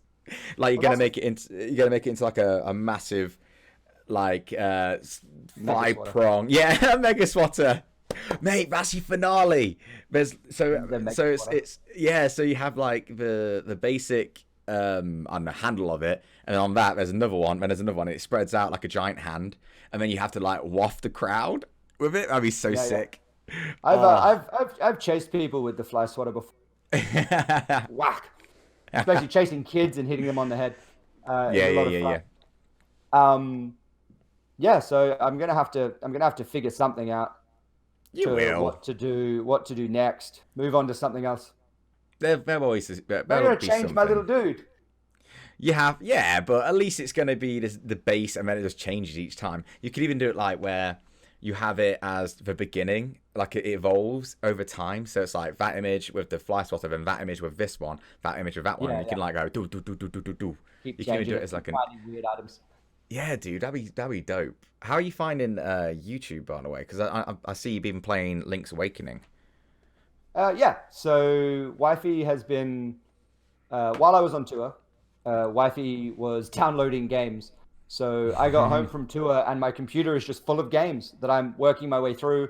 I know nothing about them. I literally just start them up. But yeah, Link's Awakening, we have been watching the development of it, and then I kind of forgot about it. And I came back, and Wifey's like, "Oh, Link's Awakening comes out next week. If we go to this store, they open at 8 a.m., whereas all the other stores open at 8:30, so we can get it at 8 a.m., go straight home and start playing it." Mm. So yeah, I've played that. I've just finished uploading and doing the metadata for the final episode, Uh-huh. because I'm going away for a few days from Monday through to Wednesday. So I've got all stuff organized now. So I've finished the main storyline of Link's Awakening, and now that I've done that, Wifey's allowed to have the Switch back, Ah. and she can finally play the game because she's the one who wanted it in the first place. It's her game. Yeah. Yeah. Um, yeah, she knew that I'd wanted to play it and get it out. But YouTube as a whole, how I'm finding YouTube, I am struggling a little bit with a few things. Go for it. The Finding games that I want to play is easy because there's so Mm. many games in the world that I want to play. Um, I am struggling with getting. I play the game and I pre-record and especially when I'm about to tour. Like I pre-recorded nearly 3 months of videos, Mm. so that I could edit and upload while I was away. And then Sure. during that 3 months while I'm away, and I don't have any of my recording stuff. So a new game comes out. For example, like the Minecraft trend Yeah. kicked off. Personally, I used to play Minecraft. I don't particularly enjoy it. So it's not a game that I would want to play on the channel Sure. because, Sure. like with sword swallowing, I didn't want to swallow a sword till I could present it properly. I'm not going to play a Mm. game that I'm not gonna pretend to have fun. Yeah. I'd rather I just get play you. a game that's fun.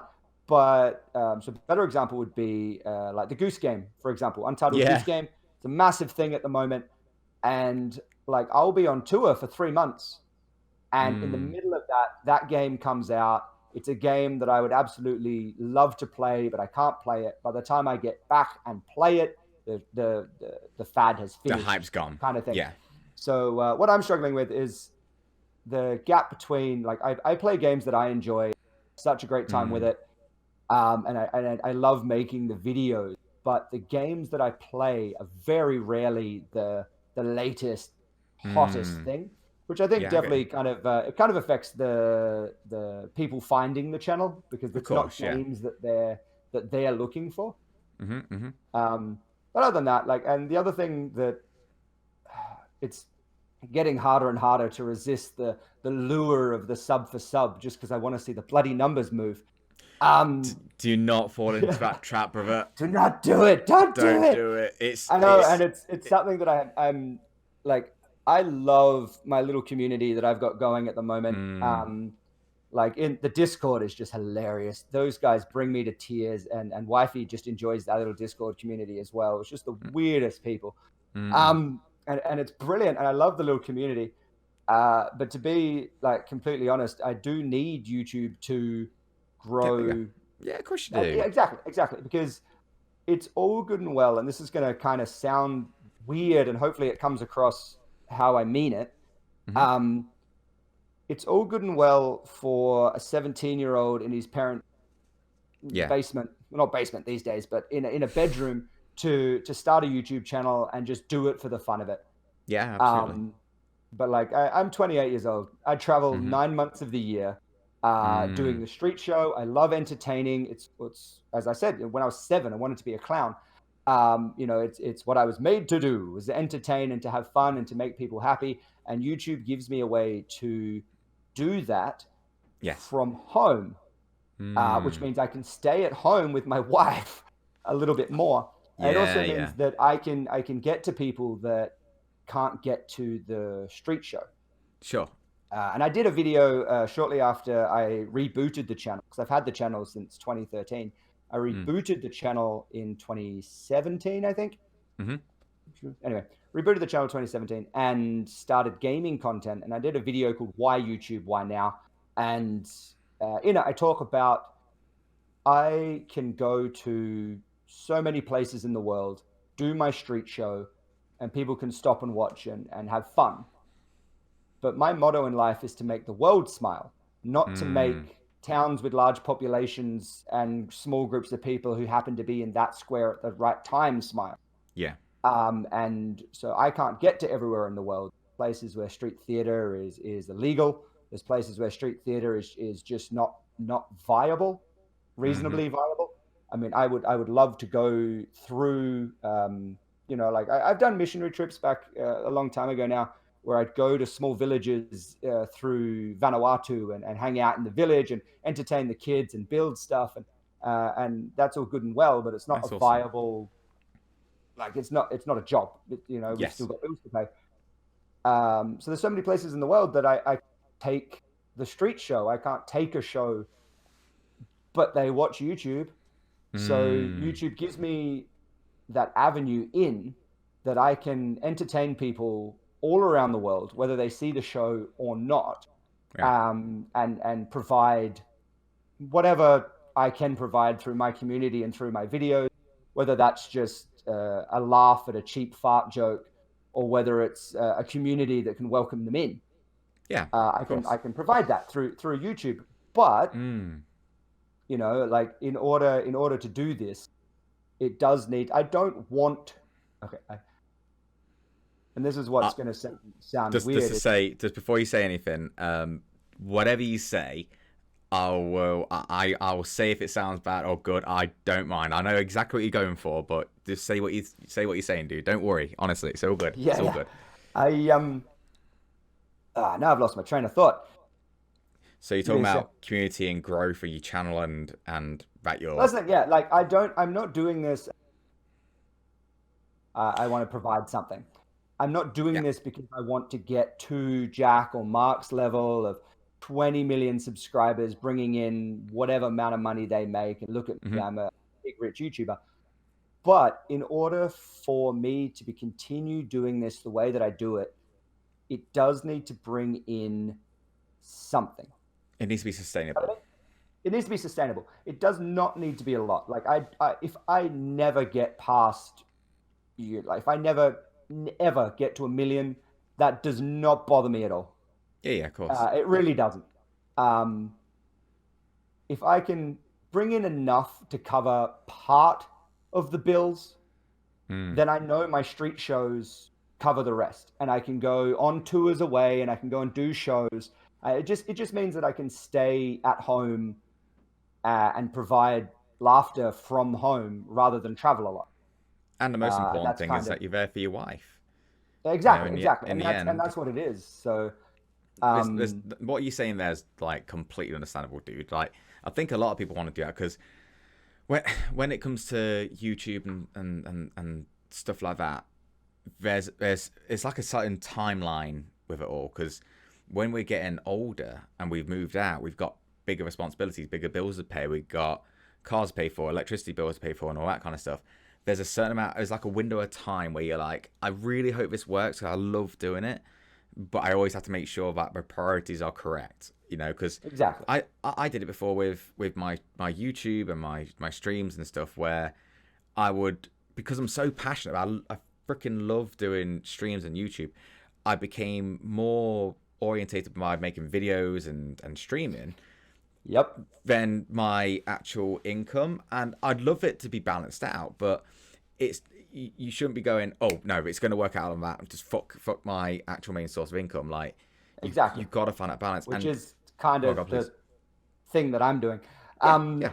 Like when I'm at home these days, I mean, when I'm at home, I don't do as many shows as when I tour. That's why I go on tour. So I Mm, always had a lot of downtime, but it is definitely getting to the point now. And why is that I am spending like I get up in the morning, 8:30, get up, grab a couple cups of coffee. By mm, 9 o'clock, I'm in the studio.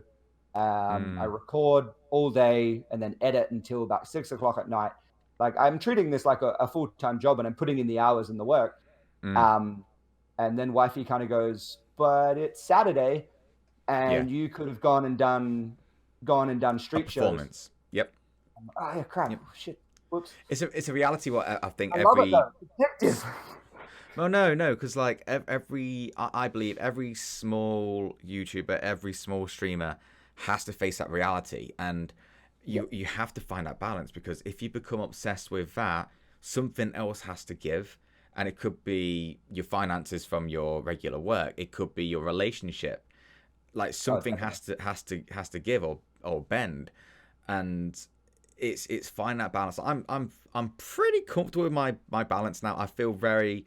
That's why I moved on to streaming and doing this on Saturdays, because I know that I know that during a week, if I'm spending hours and hours and hours making videos for myself, that's great and it's fun, but I need it to be sustainable. And I realized, for me at least, that streaming is a way more easier thing to structure, because with a stream, you press stream, you do it for 3 hours for me, 3 times a week, and that's it. And obviously I'm interacting on Twitter and all that, because that's something what people forget, to interact with your goddamn audience and get taught to them.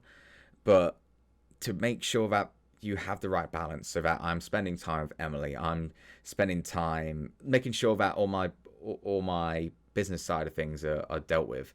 Like, it could be a case of like going out and promoting or whatever it is, but just the base, like, have I messaged everyone who needs messaging? Have I done all this? Instead of going, for me, because I was the exact same thing, where I'm like, I'm going to record 3 videos today, then I'm going to edit them as well, and then we're going to be, I think I tried to like put a video out every other day or every single day once.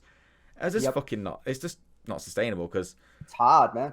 It's hard, dude. It takes a long time. I cannot believe that Sean did 2 videos a day for so freaking long. Hell, I know. On top of university as well. I was doing 1 every second day for about a year, and that was working quite well. And I moved into now I do 1 every day. Live stream on Sunday, 1 every day goes. When I'm on tour, if it's only like a couple of week tour, then I can still do 1 every day, because I can pre-record it. But like this 10-week tour, I was trying to pre-record enough to do 10 weeks of content, as well as still doing what I was doing and getting ready for tour. And it got to about a week before I left on tour, and I jumped into the Discord and said to them, like, sorry guys, there's just not, I physically cannot make that amount of content and still have it be enjoyable. Like, unless you want a half-dead Malachi playing Zombie Hunt, where he is the zombie. They all just kind of went, well, yeah, of course. Like, it's unreasonable to think you can do that amount of pre-recorded content. We definitely give ourselves like a lot of pressure. It's like, I have to do this because the community needs me there. And it's like, well, actually, the community will understand completely if you need to have a little break, if you need to have a not upload on that day. Something that was so important from Sean is when he missed that very first one, where he missed an upload. Yeah. And then from that point, like, even he will say, like, his own mental health started to come in like way more important than anything else. And it's like, yeah, imagine if he just stuck to that. And it's like that moment that moment of, oh wait, I can take a little break. I can go away and make sure I'm focusing on other things, not just go. I think that's honestly why I moved into the streaming side. I mean, and that's why I wanted this as in the podcast. I'm like, okay, well, now I can do best of both, where I spend a few hours with some people I really want to talk to, have a great conversation, and just, you know, talk to you guys, get to know you guys better. It goes on my YouTube, and then I've got my streams as well. And I can't think of a better schedule for myself now, like, because it's so like, this is exactly what it is, and that's it. There's no changing it. And it's giving me so much more freedom to get it done. Because, and obviously, if I'm actually free during the day, like on Fridays during the day, I'm usually quite free. I'll stream, because it's like, yeah, I can do it now, but I'm not going, oh shit, I can stream now, go, and I'm not under pressure. It's like the random lunchtime streams that used to pop up. My God, I was terrible for it. I've got a free 20 minutes. Let's play. I'm going to try and do the Master Trials. Yeah. Yep. Which I loved. Actually, did you ever get through the Master Trials? Yeah, I did them. I did them all. I did on master mode, my dude. On my master mode, my dude. I know, on master mode, I remember you did the. So say again. Sorry, your audio cut out. No, sorry. I remember on master mode, like the first group of sword trials, like the beginning sword trials, the beginning master trial. I can't remember the medium and the difficult ones on master mode. I remember those though; they were fun. I enjoyed that. Oh my god! And I really, really enjoyed doing that because Legend of Zelda is such a great game, and it's a perfect mix because like I could interact, I could, so I interact with the audience. I can react to certain things that's going on there. I can be a bit louder because it's in the day, so I can shout and scream if I needed to. Like Yeah. at night, I do want to, but obviously I can't. Um, but yeah, it's such an interesting one. But when you start saying to yourself like, no, now we've got to be a bit more disciplined, and just figuring it out is such a motherfucker of motherfuckers when it comes to streaming and stuff. But I don't know if what's your thoughts about doing streaming instead? Have you thought about that So just for we time have thought about it. content? We have thought about it as far as moving over to Twitch over YouTube because Okay. of all the stuff that happens with YouTube Yeah. and how Twitch is for streaming. Twitch is definitely a better platform. Yes. The reason that I haven't moved towards doing streams more than pre-recorded content is because at the moment I'm still on tour a lot. Mm. And if I get, and this is just the way that my mind works, if I get known as as a streamer and people come to the streams more than pre-recorded content, but then I go Mm-hmm. away for 3 months, there's no, that consistency is gone. I get you. Is the way that I've looked at it. So having Mm. my weekly stream when I'm in the country, weekly stream is kind of my my thing there, and then the pre-recorded content that and also before where I said that like I'm burning the candle at both ends as far as making the videos go. Sure. That is way better than I used to. The fact that I've now set my time, I'm treating it like a job. Um, Mm.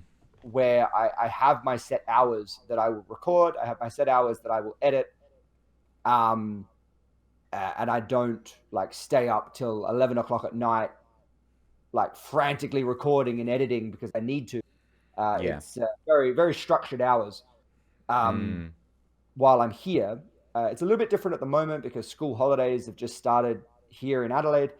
So it's more now like I'll edit something in the morning, go down into the mall, do shows for the day, come back, maybe record a video that I will then edit that next morning. Mm-hmm. So it's still the same amount of hours, but I'm out doing shows every day. Whereas the rest of the time, I don't work, I don't do shows in Adelaide Monday to Thursday. Yeah. Like I just work the weekends. So in that Monday to Thursday, I was sitting there playing video games and doing some housework, playing video games, going out with Chirp and taking him to the beach or to the playground or whatever. So That cute. was my Monday to Thursday. Mm. So having that little bit more structure and actually doing something with the Monday to Thursday has been an amazing thing. Yeah. But yeah, so going into streaming, if I was to do like even if it was only like 2 streams a week, for example, Mm-hmm. and just kind of do that, Yeah. that is brilliant while I'm home.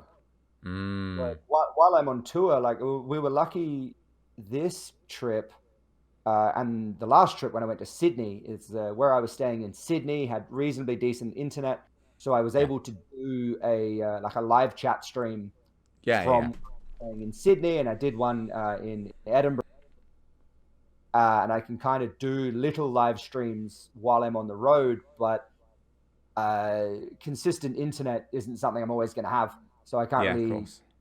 Yeah, I don't want, especially on YouTube, doesn't really matter because the subscription is free. But on Twitch, like I either have people following me, which is absolutely brilliant.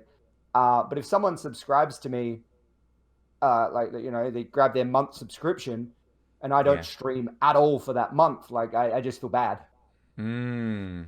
I get So you. once I'm at home more often, if I'm at home for longer periods of time, I would love to do more streams because there's and you'd know this as well as any person who does gaming content would know. there are so many games that are absolutely amazing that just Mm, don't quite work when it comes to an episodic nature.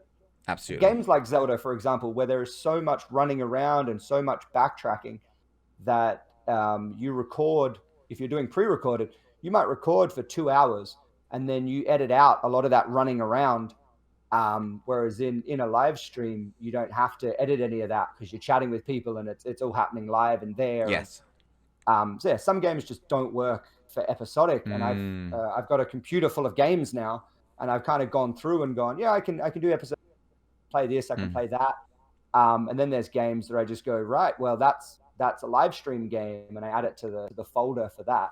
yeah. But yeah, so when I'm home more and when I'm home for longer periods of time between tours, then I would love to stream more because yeah, there's so many more games. The crowd you get, the interaction you get is just so much more fluid, so much more spontaneous because it's happening real time. Like comments in Discord or comments on the videos, you can play and banter back, but it's not quite the Yeah, it's not in the moment. Yeah, it's not in the moment.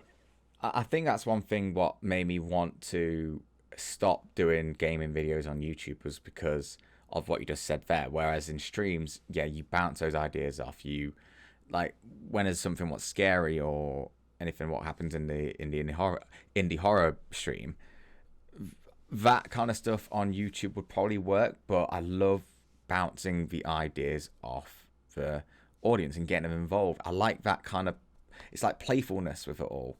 And just for me personally, like I don't think I'm ever going to do a gaming video on YouTube ever again, just because it's not the same. I like, and I can talk and stuff, but I just like the idea that it's bouncing off someone else as well. They're getting involved just as much as everyone else.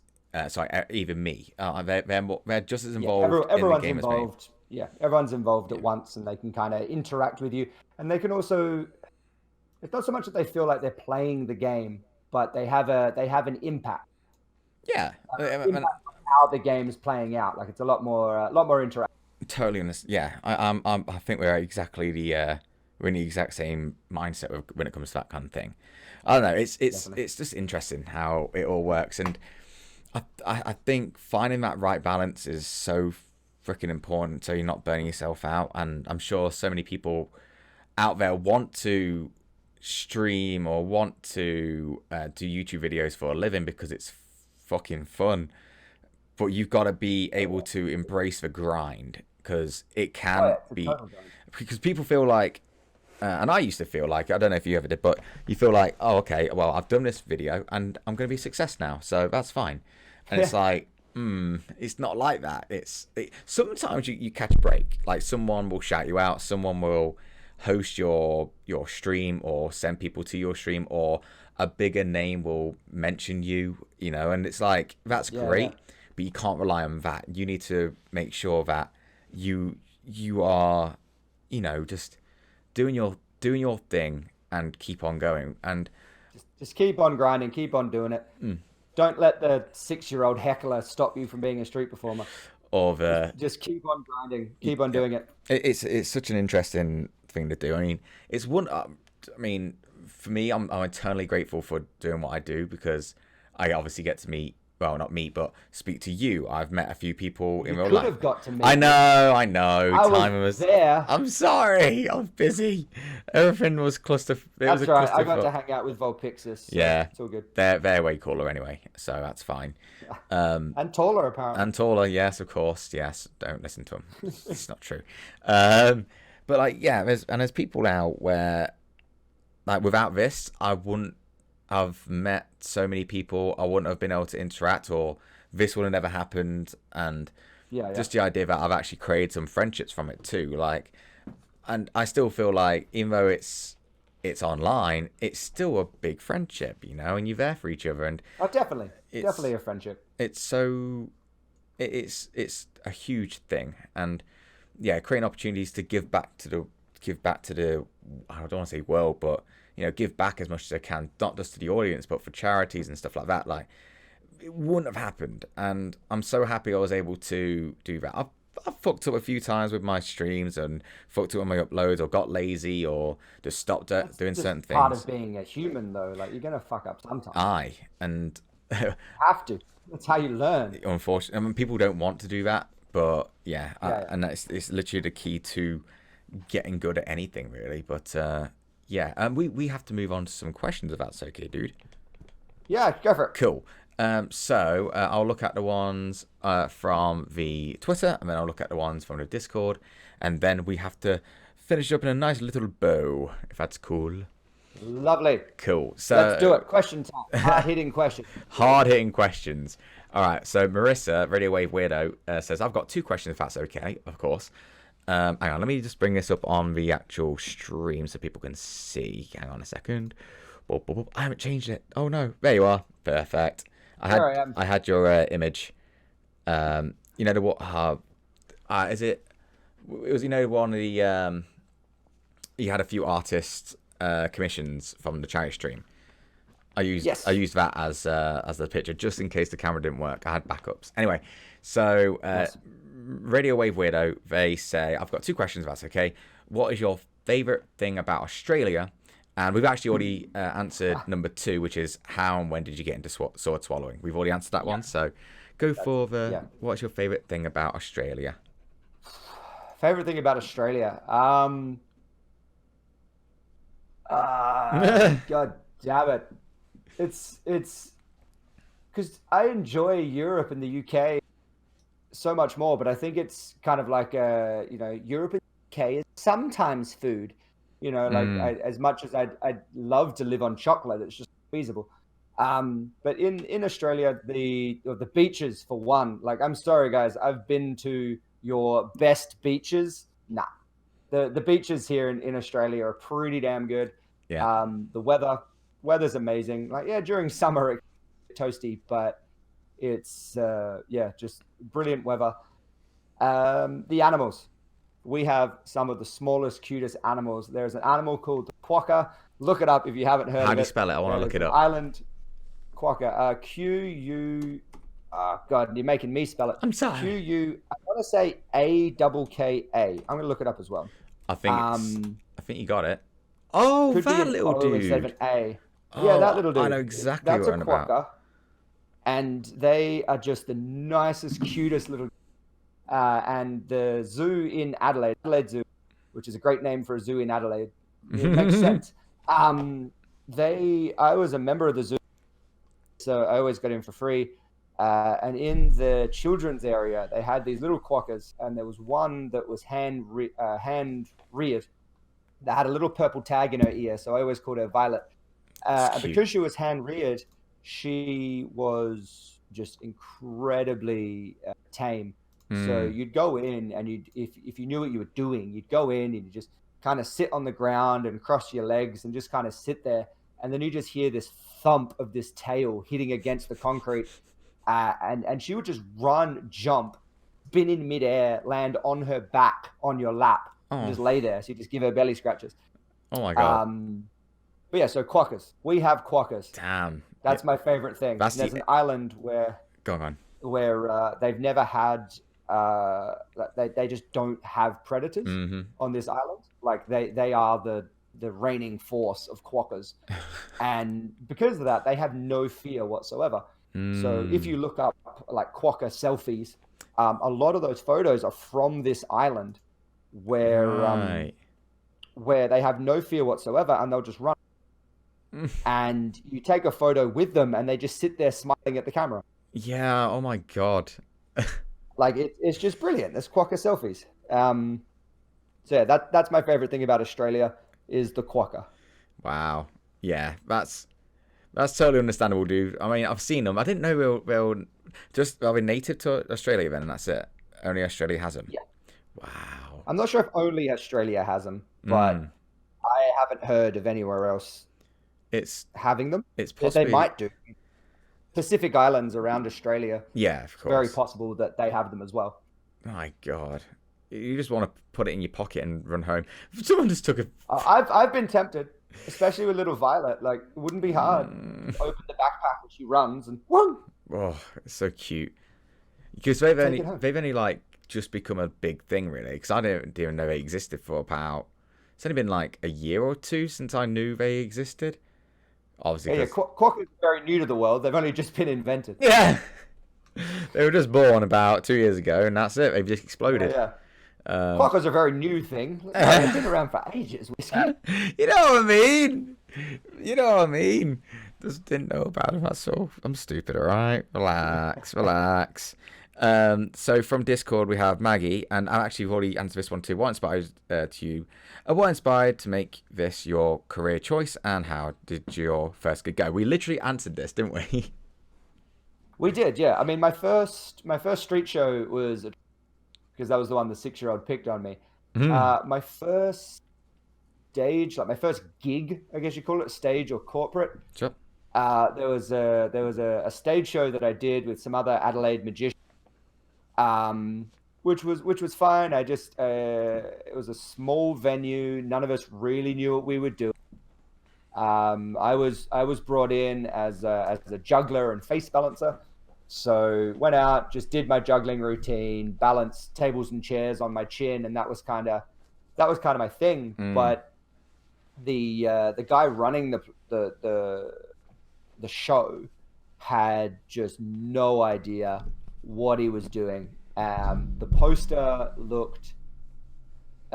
was made in Word. Like amazing. It looked like it. It was horrible.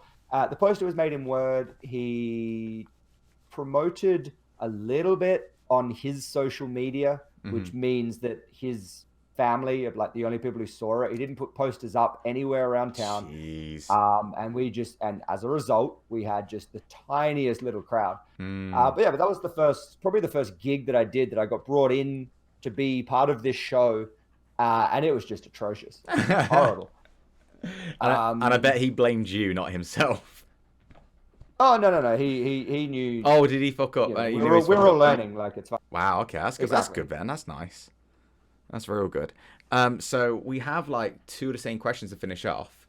Yep. One's from Dragoness, and I'm sure you've seen this, Dragoness Ether, and one's from Pro Spookator. And they basically say the exact same thing. So Dragoness Ether says, "How do you keep your passion alive?" And very similar to what Pro Spookster said. Pro Spookster. I'm using their actual name there. Goes, how do you keep yourself motivated even when you feel like your content's lackluster? Very similar kind of question. Yeah. How do you keep going when you think you're a piece of shit? No, and it comes back to what we were saying before about how on my computer, in my YouTube, which is like the first few videos that Sean, Mark, and Pewds did, and that's kind of how I've kind of looked at it. Is if you look at what you're doing, whether it's a drawing or cooking or whatever you are doing in life, if you look at it and you can see that it's not what it could be, yes, you can see that you can do better. That is already a massive step forwards. If you're looking at what you're doing and you think it's great, not that it's good, but you think it is great, you think that is the best that you can do, then that's when you should give up, because you've stopped thinking that you can continue. You've stopped thinking that you have somewhere to go with it. Yes. So to keep the passion alive, I think it's very important to look at where you started, for one. If you're ever feeling like you're not getting anywhere, look how far you've already come. Yes. But as far as like when the content's lackluster, if I look at a video or a show that I've done or a routine that I'm working on and I'm not happy with the way it looks, that's a good thing, because then that's me going, right, this is what I can change. This is how I improve. Yeah. Like if I look at it and go, that video wasn't great, or that show wasn't great, well then fix it, you know, like it's, I don't know, like it's, that's the way I've always looked. Happy with what, then you're at a point in your life where you can acknowledge that you're not happy with the product. If you're not happy with the product, work out why you're not happy, Yes. and then you know what the problem is, and then you know how to address it, Mm. and you just keep doing that, constantly checking, constantly going, right, this is good. Always focus on I like these are the bits that I needed to fix earlier, and now they are fixed, and that's running well. Yes. Now we can work on this, and you just keep never think you're finished. That's a real nice way Basically, of summing that actual answer up, in my opinion. Like, yeah, you don't want to be just settled into like doing it, but you should always feel like there's something else you can do to make it better, and still be proud of what you're doing, because oh, definitely, definitely, you're yeah, fucking doing it, and that's the main thing you got to be proud of. But then it's like, okay, then don't be blindsided thinking you're the dog's bollocks, thinking you've got everything right, everything's all good, you don't have to change anything, because there's always something you can do to improve on. You don't want to be going like, oh, I'm shit, because there's always something to improve on. It's no, you want to learn and grow from it, and if there's something that you can do to make it better, then do that and learn from it. And I think sometimes looking back at what you've done, or even just little tiny bits, and let's say you have a stream and you look back and just, you're not going through it all the way through, but you see in little moments where it's like, okay, I could have improved on there. That was cool, and that was good. That was a bit meh. That's how it should be, because if you don't, then where's your journey? Like, have you already finished your journey? Are you just at the end now? exactly. Or are you still improving? I think everyone needs to improve somehow, and everyone needs to find what their path is, and then find out where they're trying to get to, and recognizing how far you come. As we said quite early on in the podcast, like, recognize how far you come in this world, whatever you're doing, and then still be open to go, okay, there's still more we can do. Let's go, dudes. There's always tomorrow. Let's go, baby. Always tomorrow. That's the other thing. That's the other thing. It's like, if you're looking at what you do and you're not happy with it, as you said, like, okay, you're not happy with it, but you're still doing it. Yeah. Like, there is, and I'm one of these, at some of the art that comes across my Twitter and Discord, whether it's, art that people have done for Sean or whatever, that's the art that comes across, and I look at it, and then I read the comments on the artist is they don't think they've done a great job. Yeah. And I'm like, you did that. Have you seen my drawings? Like, this is a stick man of a guy swallowing a fly swatter, and I didn't even draw that. Like, I have no drawing ability whatsoever. I've tried to learn. It's just not my strong suit. It's not where my talents lie. Yeah. So the fact that you can draw, the fact that you have drawn, or the fact that you have made music, whether you think it's perfect or needs to be worked on, you have made music. Yes. And there are people all around the world, more than you can imagine, who possibly are looking at your music going, yeah, but you have done it and they haven't. Yeah. There's always people around the world wishing that they could do what you're doing. And, there's things that you wish you could do that someone else is doing and they're not happy with it. Like, it's always that look, the grass is greener on the other side sort of stuff. Like, it's the fact that you're doing it is already something to be proud of. You're already a winner by just doing it. Exactly. I know so many people who talk about, oh, I want to do mainly streaming, because obviously I stream, but I want to get into streaming. It's like, then just start, because I feel like people are worried to start because they don't want to embrace, or they don't want to face that, oh shit, it's not going to be as big as XYZ, whoever it is. And it's like, they're afraid of failing. They're afraid of not being great. It's like, we got to start somewhere. You got to embrace being completely shit. Exactly. Like, I get quite a lot of people that come up to me after a show, and they're like, oh, I'm a want to get into street theater, and how do I put a show together? I'm like, well, it's quite simple. You go over there onto that piece of concrete, and you do tricks. Yeah, just do something. And they're like, yeah, but how do I get started? Well, what you do is you go over there and you do tricks. Totally understand. Yeah. Get a crowd? You're not going to get a crowd. No. You just go over there and do tricks. And yeah. That's how you get started. It's like, how do I become a streamer? Well, you get the internet and you play a game and you hit stream. And you don't have to have a camera. How you become a streamer. You can. Like I'd say you need a mic, but that's it. Like you can have a microphone. You can even use your fucking phone. Like you can just go onto your phone now. Let's say an iPhone, and just put it on front facing. Tuck a webcam down your shirt. Yeah. And use the mic off that, like Jack did. Like you just start. Yeah, and find a way. The biggest thing is how do I become a massive YouTuber? By making 10 years worth of shit content and slowly getting better is how you become. You know, there's no such thing as an overnight success. You know, it takes years and years of hard work to be an overnight success. Yeah, the overnight success is exactly that, but it's the 10 years, as you said before, that overnight happened. That's what people forget. Yeah. That's what people don't notice. And then you get like the like someone goes viral. Like this has happened to a few of my friends now. Like they go out, especially musicians, they go out and they just do their job. They go out, they play, someone videos them. And bang. And bang. Like he's got about 10 million hits on this video.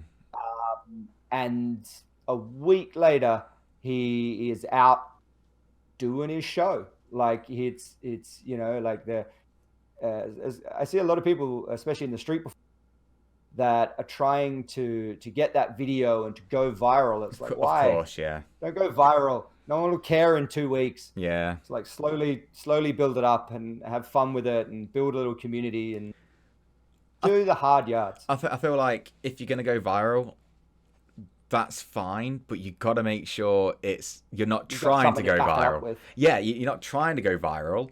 You're just doing your thing, and if it goes viral, then it's like, okay, well now take advantage of that moment because that's there for a reason. That's happened. Use it and like, you know, whatever you need to do. Definitely take advantage of it. Yeah, absolutely. You just got to make sure you have something to back it up with. Yeah, you know, like if you have one trick, your one trick in life is to swallow a sword, and you swallow a sword, and the video goes viral. And then the next week, they all look at you and go, right, what's next? Shit, I've only got one trick. Get more tricks. I think it's something that everyone gets played with to start with, where they notice even people just getting close, like who are close to them or just know of people, and they start going, well, you're only that famous because you got recognized or you got your name shouted out. It's like, you're only doing it to get shouted out. It's like, well, first off, shut the fuck up and understand that it does happen to some people. Some people do get recognized. Some people's communities grow because they got shouted out by other people, but it's up to them to take advantage of that moment with it. Yeah, because I can imagine so many people where they had the opportunity to grow and make something of whatever's happened, and they just go, oh, you know what, I don't want to because people might think it's bad of me. It's like, take advantage. It's there. The universe has given you a fucking opportunity, and you're being disrespectful to the universe for giving you an opportunity by saying people might be upset. It's like, no, fucking go, take it, run with it, just do it. Just do it, dude. And I think that's the big thing we had to finish the podcast on, my friend. Is there anything else you want to say to anyone who's listening or watching or what have you? Anything? No, I think we've pretty much wrapped everything up. Yeah, I think so. It's nice. Like I've self-plugged enough during the podcast, wearing my shirt. Mate, you did it right at the beginning. You only grabbed that sword so you can show off. I see how it is. No, I grabbed the sword because we were talking about it. I know. Talking about sword swallowing. And when I came in here and lights the camera and stuff, and I was kind of thinking about, you know, what we can talk about and what I can show you, because it's a new backdrop and I'm happy with it. It looks great, by the way. I didn't mention it, but yeah, it looks great. I'll make sure I tell wifey. Yeah. Because this is my birthday surprise when I got back from tour, is that wifey had put it all together for me. Wow, that's amazing. And yeah, and in the backdrop, that's kind of the one thing that I figured would probably come up in conversation was sword swallowing. So yeah, I can show off my one of my most prized possessions, which used to live in a box, a padded box under the bed, and now it's just sitting out. So I don't know whether I like it sitting out or not, but it's sitting out for now. It's cool. It's awesome. But yeah, all right. That's it. That was really fun, by the way, dude. It's nice to talk about the world of YouTube and streaming and games and all that kind of thing. It's nice to do that. So yeah, if you've got nothing else to say, we're just going to finish it here again. I need a way to finish these off. apart from me just awkwardly Need going, like a like an outro. oh yeah, I don't know. That's like, for me, it's like, that feels really overproduced from my end. I'm like, I'm just gonna say bye, and then that's fine, isn't it? Oh yeah, that's it. That's what I need to do. Guys, make sure you obviously follow Malachi on YouTube, on Twitch. Where else can we find you? Twitch.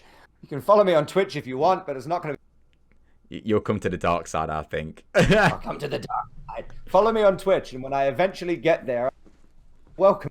Yeah. Well, but yeah, so YouTube, Instagram, Twitter, Facebook, in the street to a cafe. Follow me wherever you see me. follow me in the streets. Well, that's the thing. Like, I'm out on the street all the time. Yeah. If you see me out, if I'm doing a show, stop and watch the show, of course. Like, it's going to be so much fun. If you see me after a show, come up and talk to me. Yeah. Like, that's the Frost Squad meetups that we have had, and we're starting to have more of them now. Nice. It's brilliant. So, you know, you can come watch the show, go grab a coffee and kind of hang out. And while the community is small enough to do this safely, I'm not taking over entire cafes yet. Yeah. Yeah, come and hang out. If I'm in your town doing show, come and see a show. Come and meet me. Like, I'm probably one of the easiest YouTubers to find, because I'm literally on the street doing shows with a microphone screaming at people. Nice. Sounds good, dude. All right. Yeah, I'll make sure all your links are down below in the description. Make sure you do follow Malachi everywhere. And yeah, leave a like on the video, comment as well. Share with your friends and family, cat, dog, wife, whatever you want to do. Sword swallowing community. All of them. Yeah, all of them. And we'll see you next week. But yeah, that's it. So Malachi, all you gotta do now is say bye. Bye. Bye, dudes. Bye-bye. Bye. Yeah.